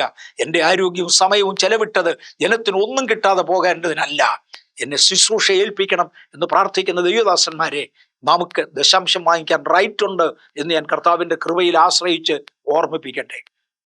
വളരെ സാമാന്യമായും ലോയായിട്ടും ദശാംശത്തിൻ്റെ ഉപദേശം എടുക്കുന്നവരുണ്ട്. ഒരിക്കലും അങ്ങനെ ആകരുത്. സഭകളിലെ ശുശ്രൂഷകന്മാർ പ്രയോജനപ്പെടുന്നവരെങ്കിൽ അവർക്ക് കൊടുക്കേണ്ടതിന് തന്നെയാണിത്. പക്ഷെ അത് അയൽ സഭയിലെ ആളിന് കൊടുക്കുന്ന കാര്യമല്ല ഞാൻ പറഞ്ഞത്. അവനവനെ ദൈവമാക്കിയെടുത്ത് അതിനപ്പുറത്ത് സ്വമേധദാനങ്ങൾ ധാരാളമുണ്ട്. സഹായിപ്പാൻ ആഗ്രഹിക്കുന്നവർ അങ്ങനെയും ആകട്ടെ. 2 കൊരിന്ത്യർ 9 6 മുതൽ 8 വരെയുള്ള വാക്യം. വീണ്ടും 2 കൊരിന്ത്യർ 9 6 മുതൽ 8 വരെയുള്ള വാക്യങ്ങൾ. എന്നാൽ ലോഭമായി വിതയ്ക്കുന്നവൻ ലോഭമായി കൊയ്യും, ധാരാളമായി വിതയ്ക്കുന്നവൻ ധാരാളമായി കൊയ്യും എന്നോർത്തുകൊള്ളുവീൻ. അവനവൻ ഹൃദയത്തിൽ നിശ്ചയിച്ചതുപോലെ കൊടുക്കട്ടെ. എമ്മേവറിസ് പറഞ്ഞതുകൊണ്ട് ആരും കൊടുക്കണ്ട. അവനവൻ ഹൃദയത്തിൽ നിശ്ചയിച്ചതുപോലെ. തുടങ്ങിയപ്പോഴേ പിശാച് ചിലരോട് പറഞ്ഞിട്ടുണ്ട്, എടാ കൊടുക്കരുത്, കൂടിയാൽ 1%. ഞാൻ ഓർക്കുന്നുണ്ട് ഒരു സമയത്ത്, കുറച്ച് വർഷങ്ങൾക്ക് മുമ്പ്, മേ ബി ഒരു 40 വർഷങ്ങൾക്ക് മുമ്പേ, 40 അല്ല, 1970കളിൽ, 50 വർഷമായി, 1970കളിൽ ഒരു സഹോദരൻ 2 പൈസ സ്തോത്രാഴ്ച ഇടുവാൻ, 2 നയ പൈസ സ്തോത്രാഴ്ച ഇടുവാൻ. ആരൊക്കെയോ അദ്ദേഹത്തോട് ചോദിച്ചോടൂ, തനിക്ക് നാണമില്ലേ? സാമാന്യം നല്ല ശമ്പളമുള്ളവന്. അദ്ദേഹത്തിന്റെ മറുപടി, 2 കാശിട്ട വിധവയായിരുന്നു ദൈവത്തിന് ഇഷ്ടം. അങ്ങനെ അവന്റെ കണ്ണ് പിശാച് കുരുടാക്കി. അങ്ങനെയൊക്കെ ചെയ്യുന്നവരുണ്ട്. അവനവൻ ഹൃദയത്തിൽ നിശ്ചയിച്ചത് മാത്രം ചെയ്യട്ടെ. കൊടുക്കുന്നില്ലെന്നാണ് ഒരുത്തിന്റെ നിശ്ചയമെങ്കിൽ സഹോദര കൊടുക്കരുത്, ആത്മീയർ ചെയ്യട്ടെ. നിങ്ങളതിനെ നോക്കി എന്തിനാ വിഷമിക്കുന്നേ? അവനവൻ ഹൃദയത്തിൽ നിശ്ചയിച്ചതുപോലെ കൊടുക്കട്ടെ. സങ്കടത്തോടെ അരുത്. നിർബന്ധത്താൽ ഒരിക്കലും അരുതെന്ന് ഞാൻ ഒരിക്കൽ ചേർക്കുകയാണ്. സങ്കടത്തോടെ അരുത്, നിർബന്ധത്താലും അരുത് എന്ന് ബൈബിൾ പറയുന്നു. സന്തോഷത്തോടെ കൊടുക്കുന്നവനെ ദൈവം സ്നേഹിക്കുന്നു. നിങ്ങൾ സകലത്തിലും എപ്പോഴും പൂർണ്ണ തൃപ്തിയുള്ളവരായി സകല സൽപ്രവൃത്തിയിലും പെരുകി വരുമാറ് നിങ്ങളിൽ സകല കൃപയും പെരുക്കുവാൻ ദൈവം ശക്തനാകുന്നു. ഈ വാക്യം മറക്കണ്ട. 8-ാമത്തെ വാക്യം, സകല സൽപ്രവൃത്തിയിലും പെരുകി വരുമാറ്. ദശാംശം കൊടുക്കുന്നത് സൽപ്രവൃത്തികളിൽ ഒന്നാണ്. സ്വമനസാൽ സന്തോഷത്തോടെ ദശാംശം എന്ന ആശയം ഇന്ന് ഏറെക്കുറെ ദൈവവചന വെളിച്ചത്തിൽ വിശദീകരിക്കുവാൻ കർത്താവ് എനിക്ക് കൃപ തന്നു. അതുകൊണ്ട് ഞാൻ ദൈവത്തെ സ്തുതിക്കുന്നു. സഭകൾ നാളെയും വളരേണ്ടതാണ്. കെട്ടുപണികൾ ആവശ്യമാണ്, വസ്തുവകകൾ ആവശ്യമാണ്, പ്രയോജനപ്പെടുന്ന ശുശ്രൂഷകന്മാർ ആവശ്യമാണ്. ഞങ്ങൾ കേവലം ശുശ്രൂഷകന്മാർക്ക് ദശാംശം കൊടുത്തല്ല അവരെ നിർത്തുന്നത്, അവരെ പ്രാർത്ഥിച്ച് അനുഗ്രഹിക്കുക. ബഥേലിന്റെ സ്റ്റേജിൽ ഒന്ന് കയറുവാൻ താല്പര്യപ്പെട്ട പല ശുശ്രൂഷകന്മാരുണ്ട്. കഴിവുള്ളിടത്തോളം പലരെയും, ഞങ്ങൾക്കും കൂടെ പ്രയോജനപ്പെടുന്ന ശുശ്രൂഷകന്മാരെ സ്നേഹ ആദരങ്ങളോടെ വിളിച്ച് അവർ സഭയിൽ ശുശ്രൂഷിക്കുമ്പോൾ അത് ഞങ്ങൾക്ക് അനുഗ്രഹമാണ്, വന്നവർക്ക് അനുഗ്രഹമാണ്. അവർ പോകാൻ നേരം അവരെ ഒന്ന് അനുഗ്രഹിച്ചു വിടുന്നത് ഞങ്ങളുടെ കടമയാണ്. അതിനെല്ലാം ഈ സഭയുടെ ദശാംശത്തെ ഉപയോഗിക്കുന്ന കർത്താവിനെ നന്ദിയോടെ സ്തുതിക്കുന്നു. എനിക്ക് തോന്നുന്നത് എല്ലാ സഭകൾക്കും ഏറെക്കുറെ ഇതൊരു മാതൃകയാകുവാൻ ഞാൻ ആഗ്രഹിക്കുന്നു. ഇഷ്ടമുള്ളവർ അംഗീകരിക്കട്ടെ. നമ്മെ ദൈവകരങ്ങളിൽ കൊടുക്കാം. നമുക്ക് പ്രാർത്ഥിക്കാം.